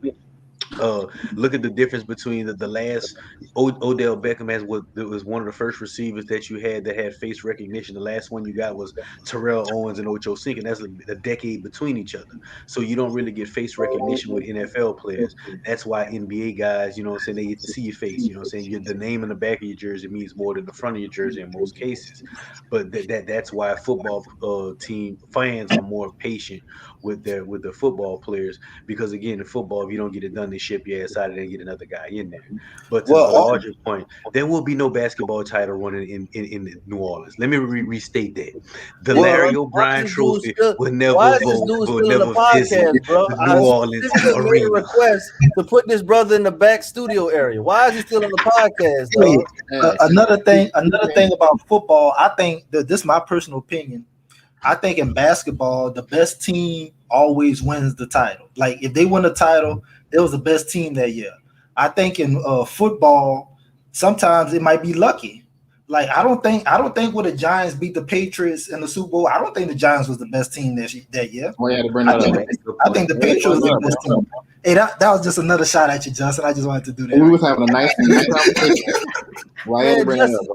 Man, Justin, you see me getting flamed over here by my Pelicans, boy. You better take that heat. Hey, first of all, our Pelicans, because I'm about to second your motion to put them in the back. So Okay. My bad, brother. My bad. You got two consistent brothers on your podcast requesting a certain individual in the back studio area. Hey, but just to be fair, when our last Super Bowl win, I don't think we was the best team at the time. I think we was the hottest team. We got hot at the right time when we beat the Eagles, the Falcons, the Bears, and then the Pittsburgh Steelers. I think we just got hot and we ended up winning the Super Bowl. But yeah, I don't think in football you have to be the best team. I think you just have to get hot at the right time, just like the Bucks did this year. Facts. All you need is one game. It's one I game. do respect that because a wild card could make it all the way to the championship game. I do respect that about football. I just can't sit through a full game. That's just over with for me. What I look at, the cultures are different too. Like in basketball, especially with AAU culture, if you can play at 12, you got somebody trying to offer you money to play. I mean, let's just be honest. Yeah, somebody offering you, your auntie, your uncle, your mama, your dad. Somebody's getting offered something for you to play on the right AAU team. You got certain trainers, and by the time you're 15, you on overtime dunking, and people in around the country know your name. Let's just be honest. I mean, the culture is different. The basketball culture to me is find the talent, pay the talent. That's the whole culture. Find it, pay it, make it a star. That's it. In football, groom it, fine tune it. Then you get to the league. Then you still, unless you're a top 5 pick quarterback, you still don't matter. Like Kellen Mond is going to the Vikings. No one's gonna hear from Kellen Mond for 2 years, and no one's gonna care. Like because he's behind Kirk Cousins. Like Jordan Love was a first round pick. If Jordan Love was a first pick in the NBA, they'd be trying to get this man to average 15. No one wants to see him in Green Bay play football at all. Don't care. Not yet. I mean, Patrick Mahomes was a top 10 pick and he set the bench. If you have a top 10 pick in the NFL, in the NBA, they want him to start week 1. Yeah, like in the NBA, if you're the number 1 overall pick, number 1 overall picks are set the bench in the NFL. That's never gonna happen in the NBA. I mean, the coaches are different. I still prefer basketball over football, but that's just me. I'm football over basketball all day. I'm basketball too. I mean, I love both of them, but I enjoy basketball more. You give me football, my nerd brain turns on. I'm sorry, looking at all my nerd. I can sit and watch a basketball game and watch it as a game. You turn on the football game, my nerd brain kicks in. I'm trying to break down the game. Start breaking it down. What the left guard doing over here? Right. I don't even watch the ball anymore. Right. What the right guard doing over there? I can give 3 shits about all that when the final score is 6-3. I don't want to hear that. I don't want to see that shit. Hey, that means there was a great defensive battle. Somebody went to the hospital that game. If I pay money and fly and hotels and all that in the final game, and I go to Green Bay and the final score is 6-3, well, I'm kicking over somebody's vending machine. Hey, but speaking of Green Bay, me and Will, we got it planned out. Well, Green Bay do play New Orleans the first week of the season. We're definitely going to be at the game. I'm going, but I'm not going to be at the game. That's too expensive for my blood. But we're going to be on Championship Square. We're going to be live streaming a podcast from that game. And I think that's going to be big. So Wilt better make it down here to a Pelicans game too then. I went to the Pelicans Hawks game, bro. I was out there at the Pelicans Hawks game with nobody play. Listen, hear me out though. Hear me out. Zion, Brandon Ingram, Josh Hart, Trae Young, DeAndre Hunter, Bogdanovich, Heard Steven Adams and Josh Hart. nobody played. It was just Lou Will. It was Lou Will and Nikhil Alexander Alexander Walker. Walker. That's it. Getting Hey, buckets as long as you're on the court. wow, drove. Matter of fact, I stopped in Cross Springs, getting me some Buddha, and you know what I'm saying. I'm looking at the updates. I'm like, hold on, wait. I say, who ain't playing? Say, wait a minute, you can't even resell the tickets. Ain't anybody about to buy that? But hold on, you can't resell Pelican tickets anyway. Everybody look at you crazy. Hey, bro. Hey, July, you know what? That's it, bro. That's it. That's it, dog. He got one more. He got one more, dog. I'm telling you. I'm going to go in a group. I'm going to report you as spam. I'm going to report you as harassment behavior. I'm telling you, dog, the whole profile. I'm going to tell Facebook. I'm going to tell Facebook he's impersonating somebody. You got one more, dog. You got one more. I'm about to look. July. Look, he ain't gonna be able to get on the damn podcast. He ain't gonna have a profile by the time I'm done with him. I'm gonna report everything under the sun. I'm gonna keep clicking. Yep, spam. Yep, harassment. Yep. Hey. I'm gonna click every damn thing. Hey, Coach, I'm gonna be honest. By the time me and Jordan finish clicking your profile, the next time you can post anything is gonna be your coaching picks from 2024. I keep playing with us. The next, so you telling me the next time, I'm gonna be able to post the Pelicans might make the playoffs? All right, All right, get this nigga out of here, bro. Get him out of here. Get him out of here, bro. We don't need this, dog. We don't need this, bro. Shout out to the Pelicans, man. I bought some tickets for $23 at a Pelicans game. I was behind the backboard. Say, bro. It was all right when it was one. Don't do this, July, dog. I'm gonna go on all the posts for the next podcast and boycott the hell out of it. Don't y'all click it. They got people that work for the Pelicans that give them tickets away. Like, I don't want to come to this shit. What the hell? What?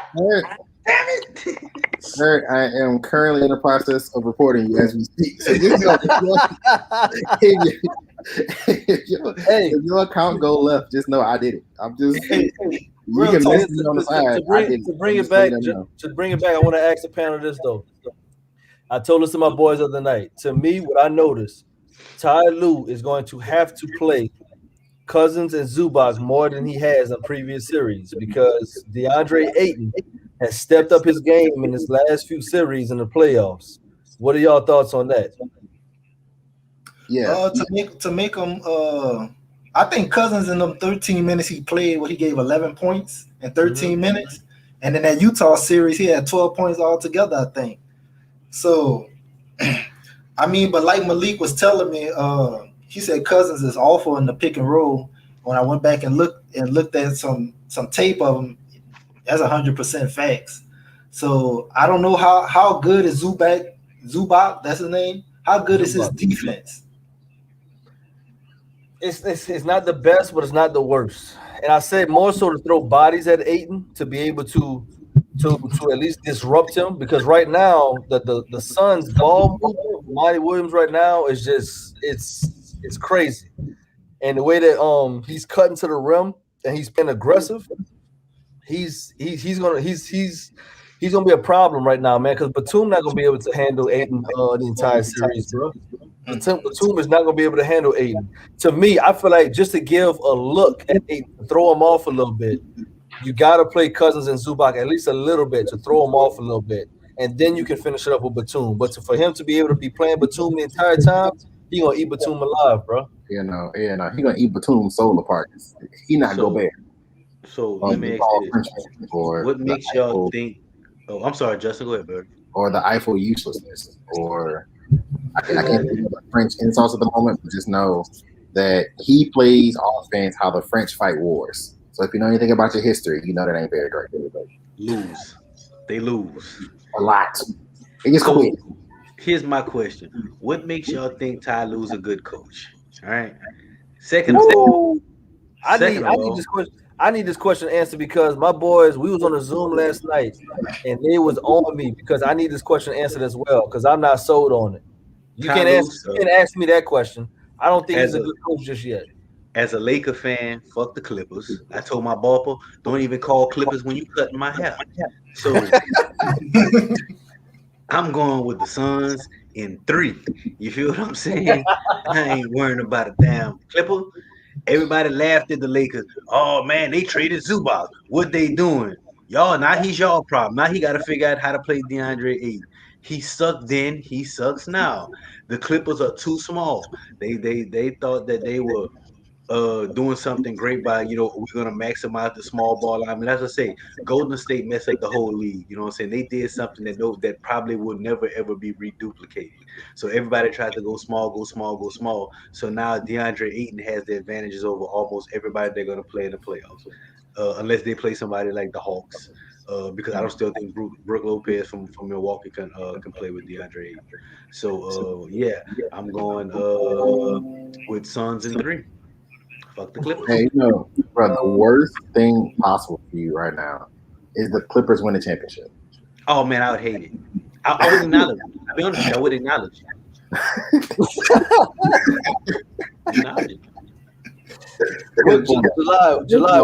Who is that? Is that league still on? What's your thoughts as far as like Ty Lue playing Cousins and Zubac more? I think we got Gary and Max on here. He ain't say nothing though. Max who? Your boy Gary Anderson or Gary Johnson. Oh, Spark Plug. What's up, Spark Plug? Yeah, the most electrifying man on here, and like I agree with you. For the first, might chill out because I agree with you for the first time. I don't want to be, and like you said, Aiden is that dude, and so no matter who they play, he's becoming who he need to become. So it ain't gonna be much they can do with him. Like he really becoming that person they needed him to be. So it's looking like a Suns finals this year. It really is. Especially with that CP3 loss and still getting the W, that was amazing. Yeah, I agree. Who's the other dude that was that's blacked out? That's Wilt. Oh, it's Wilt. Wilt, you in July? What y'all think? I mean, I'm gonna still pick the Clippers. I'm gonna still pick the Clippers to win this series. I don't think Devin Booker have another 40-point triple-double. I just don't see it. I mean, he probably averaged 30 for the series, but I don't think he's gonna give you double-digit assists and rebounds every game. Is CP3 out for game 2 as well? They haven't reported it yet. He trust me, he's out. He's out. Yeah. I mean, I think the Clippers still this second game and win the next 2 games at home as well. Now, So, let me ask go ahead. My bad. Wilt, you still there with us? Yeah, I'm here. What's your thoughts? Man, if Chris Paul don't come back soon, I just want to know why July got so much faith in the Clippers. What you see, July? Like I thought Leonard was out. So what you see? Well, I just think they're the better team. I mean, I'm not a fan of the Clippers. I just think, just like I'm not a fan of the Bucks, I just got them beating Atlanta. I got the Clippers and the Suns. Like I said, I don't think Devin Booker is going to give you a 40-point triple-double again. And how much they won by 6? That's the point I was gonna bring up, man. He had a crazy good game. My bad, Will. and they barely won. You know what I'm saying? Now Chris Paul come back, it's a different story. But I don't know how many games he gonna miss. Now if Chris Paul missed like the first 3 or 4 games, then I'm going with the Clippers, man. But I don't think the Clippers can beat them people with Chris Paul because number one, we already know the numbers Chris Paul has been putting up this postseason, right? But Chris Paul does the little things that make their team great. And what I mean by that is if you go back to that game, the closeout game against the Lakers when the Lakers were making that run, they inserted Chris Paul and everybody calmed down on the court. You know what I'm saying? It's stuff like that, man. It's stuff like that he brings to the table. So that comeback that the Clippers almost had, which could have been different if Batum would have hit that first 3. But when man hit that 3, and was like, oh, man, here they go, man. The comeback kids, you know what I'm saying? If Chris Paul was there, man, it would have shut that down quicker. Wilk, I know. Man. Wilk, I know exactly what possession you talking about when the Lakers was making that run. They was up by the Suns was up by 10. Chris Paul came, he assisted on 2 threes in a row, and then he came hit a mid-range jump and shot it back up to 18 right quick. And basically the Lakers gave up after that. It's small things, bro. Like it's the communication on the court on both sides of the ball. You know what I'm saying? Is he the same type of defender that he was earlier in his career? Nah. But he gonna get everybody else in position with the communication. You know what I'm saying? So it's those type of things, man. Like that's why whenever they had like a little segment on one of these shows, like who's the most valuable person, you know, that's missing out of him and Kawhi. I think it's Chris Paul because of that leadership that he brings. Now Kawhi gonna come in and get a bucket. Wait. So Adam Schefter just tweeted out that a Vikings rookie, Jalen Twyman, I can't pronounce his last name, was visiting an aunt in DC and got shot 4 times. Damn. According to his agent, he's going to be okay. Who's Rosenhaus? But he was caught he was at unlucky, I guess. That boy ain't out there trapping. Hey, we it's just that you can't replicate leadership, right? So we saw Kawhi Leonard. I'm not diminishing the value of Kawhi Leonard, but Kawhi Leonard, he gonna come in and he gonna play defense. He gonna get buckets. But we saw in that game 7 when the Clippers won, you had guys like Terrence Mann stepped up, Reggie Jackson, Morris, all these boys stepped up and they produced on the offensive end. You can't replicate leadership. Ain't nobody stepping up to be a leader. You know what I'm saying? You can get lucky with lightning in a bottle for somebody to step up and produce the offensive output that you normally put out, but ain't nobody coming in there and stepping up to replicate a leader. You know what I'm saying? You can't replicate leadership, but leadership is transferable. If they have, if Chris Paul has put that leadership and has owned this locker room, and he has showed them how to lead and what it means to be a leader, they can play as a cohesive unit for 2 games. That's true. That's why I said, Coach, 3 or 4 games. I don't know, dog. Suns in 3. Damn it. Hey, do y'all think that the Clippers are doing the same thing that the Warriors did with KD and just calling it a quote unquote high ankle sprain and it's more serious than the portraying it to be? Tell Daddy stop talking about the Pelicans. Yeah, you see, yeah. Hey, so Quentin Jones said Ty Lue still living on Bron. What's your thoughts about that? Hell yes, yes. Yeah. Just like Doc Rivers still living off Paul Pierce and Garnett. But in Doc Rivers' defense, Big Bates still living off all that too. That's another time. It's cool. Because is Doc Rivers a talent developer? It don't seem Hell like no. No, he's not. He's not. Doc Rivers feels like that cool guy that comes onto the barbecue pit. Like, you like to have him around, so you don't really get rid of him. But when something really needs to get done, you kind of don't want him around. You don't call him. I feel like he can get a team with the right intangibles. He can get a team to the playoffs and make a run, but he doesn't know how to put them in places to close/truly execute based off his previous, of course, eliminations. But I got something. Oh, go ahead. My bad. I thought you was done. Go ahead. My bad. We put ourselves in the off lunch, correct? Huh? Oh, but to me, Ty Lue, which I'm still confused on how he's getting these nods the way that he's getting. I say he's definitely living off of Bron for sure. Of course. You can't sit here and tell me that Ty Lue coached Bron and Kyrie to go for 40 apiece in that game when they went crazy. Like, stop it. You can look you literally can look at some of the timeouts and see Bron talking to the team and Ty Lue standing next to him, dog. Like, I'm not even making that up to be funny. Like, you can literally, there's photo evidence of it. Of Bron talking to the team and Ty Lue talking to the water boys. Get them water now. Hurry. Hey, I got something with that with Doc Rivers too. And I'm going strictly on. I ain't even gonna go back to the Celtics or the Clippers or none of these other teams. If you're looking at this Philadelphia team and you're looking at that Atlanta team that played, we all know from a talent perspective that Philadelphia team is more talented. The problem is down the stretch, you know, the old cliche, you know what I'm saying, a team takes on you know, whatever your coach, you know, your coach's mindset or whatever the case may be. Nate McMillan was very calm down the stretch, and you saw it when he had the real guys back in to do whatever. Doc Rivers always looked flustered. and Philly never looked like they was comfortable in like late in the games, in close games. Like Doc, I don't know what I really don't know what go on like when he called timeouts and they go and they talk. I don't know. They just be like, man, what y'all doing later? I don't know what they be talking about because them boys come out that timeout and they be confused. Hold on. I got something for you. Hold on. Before you go, Justin. Since you don't want to go into it, I'm gonna go into it. In 04, Please, he was up 3-1 against the Pistons. 09, 3-2 versus the Magic. 2010, 3-2 versus the Lakers. 2012, 3-2 versus the Heat.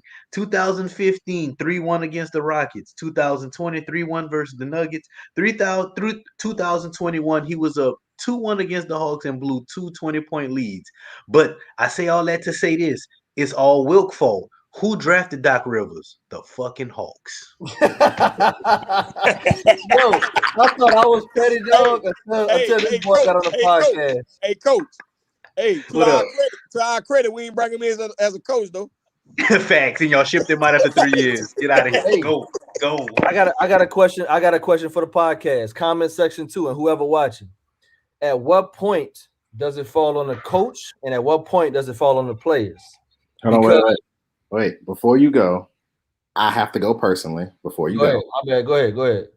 I mean, meaning like I have to get off the show. But I'm saying before you go, and I'm gonna answer that question since it already been asked. There's no way Doc Rivers knew his 6'10" player was not gonna dunk. That's all I gotta say. That's all I have to say. There's in Doc Rivers' wildest imagination when he was like, "What's the worst thing that can happen?" Ben Simmons not dunking on Trae Young was not one of those options. Like you can just see everybody's face. Because I was at home, I was like, "Wait, he passed?" Even Thibault caught it. Like, what the hell? Like, what the fuck you doing? I'd have passed the ball back. Hey, y'all see that boy? Y'all see that boy Supreme who making the YouTube videos and going crazy? Y'all saw the one who like that player that always just pass the ball. That don't. No. You gotta watch Supreme. Okay, I really gotta go. But you gotta watch Supreme video on Doc Rivers post game. I'm gonna look at it. Bro, it's so funny. Did y'all hear what Embiid said in reference to that play with Ben Simmons? Yeah, I know. Yes. Yo, that's for your second foundational piece to say that in a post-game interview, like out loud, bro. That wasn't a good look. Though. Somebody got to go and beat Simmons. That wasn't a good look. But to answer your question, when you're up 25 as a coach, you have benchmarks and you have a lot of timeouts. You have to mark at 25 when you see a guy's going on the run. I'm calling a timeout at 18. That's a 7-0 run, and I'm going to take a 20-second timeout. If you draw up your best basketball play. Like when you call that timeout, hey guys, we have to stop this run right here. They've been on a 7-0 run. We have to run our best play. You have to run your bread and butter. All right. If that does not work, once you got down to that 18-point mark, now you have another 8-point mark. All right. When they cut this thing down to 8 or 10, I have to call a timeout and I have to call a full timeout. That's on the coach. There are certain ways where you change up, where you stop momentum, where you change up your lineups. And Doc Rivers literally did none of that. None of it. Okay. Well, July before I rebuttal. I mean, Coach basically said it. I said it as well. When you up, was they up 25 in the fourth quarter, or that was the end of the third quarter? That was the end of the third. Yeah. Like, yeah, when you see it go down to 18, the only thing I would disagree, I say when it go down to 12, not 10, I'll wait till 12. Yeah, you got to use them timeouts. Like, what they there for? Like, you got to use them times out. And I think that game, like, lost the series for him. I know y'all saying about Ben Simmons or whatever, but that game actually lost the series for him, in my opinion. But yeah, I don't think Doc Rivers is a player developer. I think that's why he had left Boston as well, because he didn't want to start all over. He went to the Clippers. He didn't want to start all over with them young guys, with Marcus Smart and everybody. But yeah, I don't. And as far as speaking of what Ben Simmons and Doc Rivers said, because Doc Rivers also doubled down and said he can't answer the question if Ben Simmons is a championship point guard or not. So when you got him saying that, and then you got Embiid saying that the game was decided. I don't remember exact words. I think he said the game was decided on something when we got 1 point instead of 2 points because old boy missed one of the free throws. Yep, he said it was a turning point. Yeah, so yeah, turning point. So when you got your coach saying that about you, then you got the best player saying that about you. I don't know if you could. I don't know if Ben Simmons could come back from that. Like, I think he has to request to be traded. Yeah, if I'm Ben Simmons, I'm putting my house on the market and looking for other places. My turn.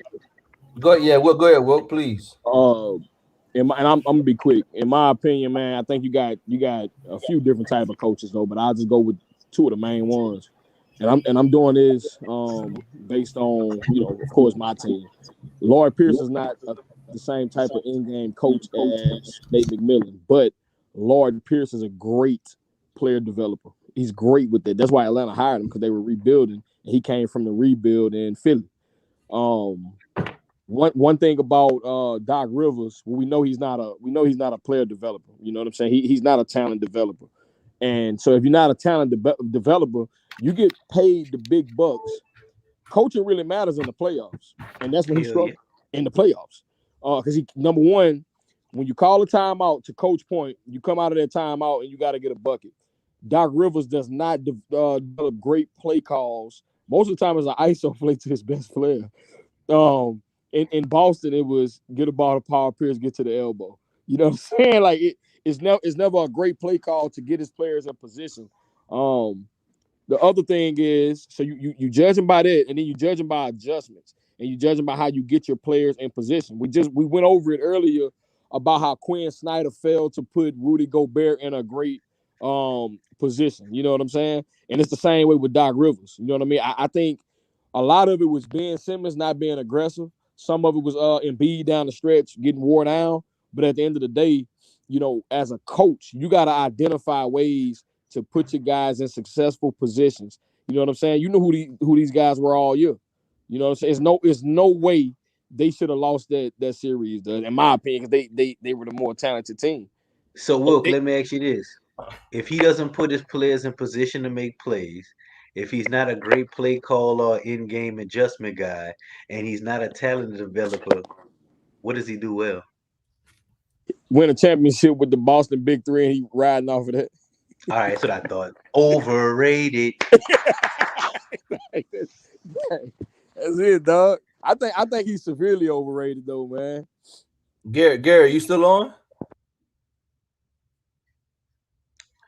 Hey, fellas, I gotta go. It's been fun. Happy belated Father's Day to you guys. Happy belated Juneteenth to my brothers, man. It's been fun. I'll catch y'all on the next episode. Yes, sir. All right, fellas. I'll be off. Here's before we go, I'll close up with my response. The reason why I say this, and we can pick it up on the next podcast, July. I feel like, just in general, I feel like that certain players catch more flack and certain coaches. I'm not sitting here trying to defend Doc. Doc definitely has to improve in his coaching acumen. I'm not defending that. But I noticed that with certain players, they get that toe tag, and certain coaches get that toe tag. There's no reason why Mike D'Antoni should have a head coaching slot or position for any team in the league. There's no reason why he should be able to still be getting front office positions as far as a head coach. I agree. I think just in general, and it's not even a black-white thing, I just feel like once those narratives are created, they're out there for sure. Now, they try to say that CP3 is a choke or he don't perform in the playoffs or whatever the case is. How is that the case when you go back and you watch those games? CP3 has performed on every team he's been in the playoffs. His superstar, not superstars, his co-stars have not produced the way that he has in those games. But CP3 takes on that load. Last name I'm gonna give, we all know it, Westbrook. Westbrook was that, he scores too much. When Kevin Durant was the number one scorer and he's taking a few less shots than the number one scorer in the league. So now he's passing like, now he's somebody told me he's assist hunting. That was a new one for me. That's crazy. Yeah, I'm dead serious. Somebody said it in the group. He's assist hunting. Hey, when it comes to Westbrook, I never said anything about his scoring. I never said anything about assist hunting or whatever you call it. What I always told Wilk, and Wilk know, I always told him Westbrook still rebounds. I disagree with that. and I disagree with that. And the reason why I disagree with that, Jordan, just so you can hear it too, and then finish what you got to say. He said he steals rebounds, and he was using the example with Steven Adams. But if he stole rebounds from Steven Adams, that would mean Steven Adams' rebounds would go up when he's not playing with Russ, and it hasn't happened. But Russ has sustained the same amount of rebounding that he had with Steven Adams. Steven Adams is not a great rebounder as a big man. He's strong, so he boxes out and he allows others to crash the boards. I stand on it. And this what I stand. This what I stand on. I seen games where he would take the rebounds. I seen games where Steven Adams would get the rebound. He wouldn't get the rebounds. He'll tap it to him. My boy Carmelo Anthony said, he came out and said Westbrook still rebounds. That's just what I go off of. I mean, is it a bad thing? I'ma say no. Because Russell Westbrook did say when he get the rebound, he start to break faster. But I just say he still rebounds. But wouldn't Adams' rebounds go up if he's not playing with Russ? If he was stealing them from Adams?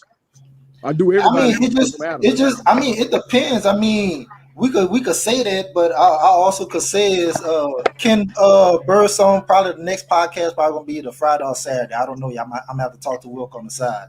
But yeah, Adams, he been playing with Westbrook his whole career. I mean, he could have just got to the point where, maybe he's just not big on rebounds as much as he need to be.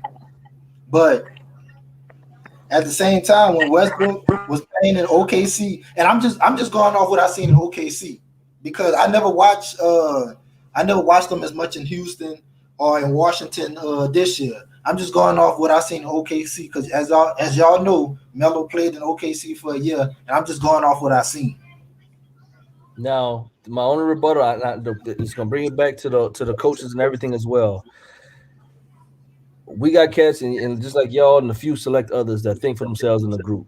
But once certain narratives are created, people start looking at it, people start thinking that way, people start believing it, and they start feeding into it. Now, watching some of the games, there's times to where Westbrook is the only one crashing the paint or crashing the boards. Wilt, would you agree? Wholeheartedly. This Washington series, then when they was playing against Philly, Westbrook on a few different possessions was the reason that they got a second possession on offense. Yes. So my thing is that it doesn't turn into him stat padding. It turns into, once again, like I told Leak earlier, this new generation and that drive to play and who wants it more, and to refer back even more to what Kobe said is what player reminds you of him, reminds you of themselves out there right now. And he said Westbrook. They had a mentality. So I say that because certain players catch the flag, certain coaches catch the flag, and it's not consistent across the board. If Mike D'Antoni was catching the same wave as Doc Rivers, I wouldn't have nothing to say. I'll shut up. I'll be on board with y'all. But I don't see that same energy that with Doc Rivers that I see with Mike D'Antoni and other coaches. That's my rebuttal for it. We still will. I ain't forget. We still gotta have our Westbrook podcast, and I'm still ready for that tag team. So whenever we do set that up, I forgot who he told me who we got to get on as far as who's a Westbrook hater. Rip a Westbrook super fan. whoever hates him. But I just asked that question. I posed that question, and I'm gonna pose another question because I always hit this as well. Doc Rivers is an overrated trash coach. Ty Lue is an overrated trash coach. Alvin Gentry, the whole nine. I need to know because I posed this question to my boys last night on the Zoom. What good coaches are in the league then? Because if everybody's a trash coach and everybody's garbage, I need to cast a list out what coaches are good. I have my list that I think, but I just need to cast a list out. I know we got. I don't think Ty Lue a trash coach. I think Ty Lue made a great adjustment by playing Batum. I think that's very, very overlooked at what happened. Like that saved the series. He put Batum in there, man. That saved the Clippers. I think Ty Lue makes it. It's the same way. So people say Ty Lue is living off of what LeBron did, but nobody uses that narrative for Eric Spoelstra. You feel what I'm saying? Like, so if you're gonna say that about, you're gonna say Ty Lue living off LeBron, you got to use that same thing for Spoelstra. No, people say Spoelstra is a great coach. I think Ty Lue is a really, really good coach. You know what I'm saying? I think he's a good coach. He makes adjustments. One thing I do like about Ty Lue, he gonna explore every single option that's available. Is it do we make the wrong decisions sometimes? Yeah, you make the wrong decisions sometimes. But it's all about finding what works. Sometimes you got to catch lightning in the bottle. You know what I'm saying? I think Ty Lue is a good coach. I would say to me, not to cut you off, but okay, we talk. I don't think you use the right coach when you say Eric Spoelstra or whatever. I think you should have said Rick Carlisle. I hear all the time that Rick Carlisle is a great coach. But I use that strictly for LeBron, bro. That's why, because they say okay, gotcha. Ty Lue. Gotcha. I hear all the time Rick Carlisle is a great coach. He does this, he does that. And Ty Lue is a bad coach or whatever, blah blah blah. But if you look at it, Rick Carlisle, since that championship season, what he had with Dirk, them boys didn't never get out the first round. That was 10 years ago. I mean, so if you're gonna hold coaches like Terry Stotts, who got Portland to the playoffs every year, he got fired. They say they're mutual part ways, but he got fired. You're gonna hold coaches like him. If you're gonna hold Doc Rivers, which I say Doc Rivers, I still don't think he's a player developer. But if you're gonna hold coaches like him to high levels, but Doc makes it out the first round, and he got a championship just like Carlisle. Carlisle, most of the time he missed the playoffs, and the other times he did make the playoffs, he didn't get out the first round. But everybody keeps saying that he's such a great coach. Like that's something that I don't get. To respond to Wilk real quick, definitely Spoelstra been holding it down. Especially, I don't know if y'all remember that season that Spoelstra had nobody over there. Miami went on like a crazy win streak to at least with Deion Waiters as one of the pieces that he had over there at the time. Yep. I just asked that question. I just posed that question just in general because I need to see Ty Lue because we saw with Steve Curtis here. He was one game away from making the playoffs, but I need to see him with a depleted team / with a team that he has to rebuild because we don't know if Ty Lue is a player development coach. We don't know if he's an in-game adjustment coach. We don't know if he's we don't know what kind of coach he is. You know what I'm saying? To where right now he's had two good teams with great people, great players or great individuals to move around to be able to have different pieces to move in and out of. Like, look at his roster right now. You got Rondo, Batum, Beverly, George. You got Man. I mean, you have a lot of moving pieces to where you can kind of place them around. I just want to see him in a different situation before I can give him this quote-unquote good coach tag. Because once again, just like with Ben Simmons and this elite defender tag, I can't give it to him just yet. Hey, but Jordan, let me ask you this. And that's fair. That's fair. But one thing I can say about Ty Lue is I don't think he's a great coach. I just say he's a good coach. I think he's a good coach. He does make adjustments. But one thing that you can say that's a skill set that people don't really talk about a lot when it comes to coaches is how to deal with superstars. Phil Jackson had to do it with Jordan.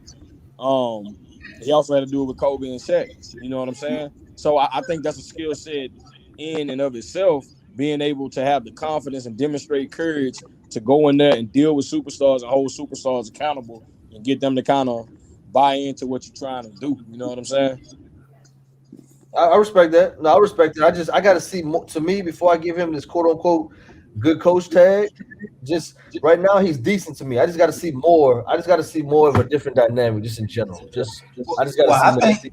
I think LeBron think Ty Lue is a good coach. I mean, was that coach David Black took them people to the finals, and LeBron still put it out there that he wanted Ty Lue. I mean, and we all give LeBron, most of us give LeBron the credit for the 3-1 comeback. Some people give Kyrie the credit for the 3-1 comeback, but nobody give Ty Lue credit. Like nobody. And in Bron's defense, I'll never forget when he also said in that offseason, the main focus and priority right now is re-signing TT, Tristan Thompson. And then that boy jumped ship and left Lakers. And then in Miami, he wanted to get Eric Spoelstra fired, and he also had a hand to get Shabazz Napier drafted. And we see what Shabazz is as well. Hey, but D Wade told LeBron, he was like, bro, you don't want Pat Riley to coach, bro. D Wade said he wasn't ready for them kind of problems, bro. Exactly. That's what I'm saying. Like when I heard those reports that he real deal was trying to get Spoelstra fired, I was like, dog, like it makes me question what kind of coach he likes. Is it a coach that lets him do whatever he wants, or a coach that's not going to like challenge him? Because we all know that Pat would have challenged him. That's just my offense, man. My defense, man. But another good podcast for sure. I still need Mike to jump on here and explain to me what happened to Tobias Harris, though. I'm gonna get him on the next one. I promise. I'm gonna get him on the next one. And Wilk, I don't know if you forgot because I got an elephant brain on some things, bro. That boy still was supposed to post his top 50 players since the last podcast, and he has not done so. Man, he don't want the issues, man. Oh, he don't have to. I'm about to tag his ass as soon as we get off. I'm about to tag him. You're not about to you're not about to tell me 24 more people is better than Michael Jordan. I need to see this list. He got Magic outside the top 50, huh? Yeah, I need to see, be looking as soon as we finish this, be looking for a post from me tagging that boy. All right, y'all. We're gonna go ahead and wrap it up, man. Y'all have a blessed one, fellas. All right, Always a pleasure, fellas. Thank y'all.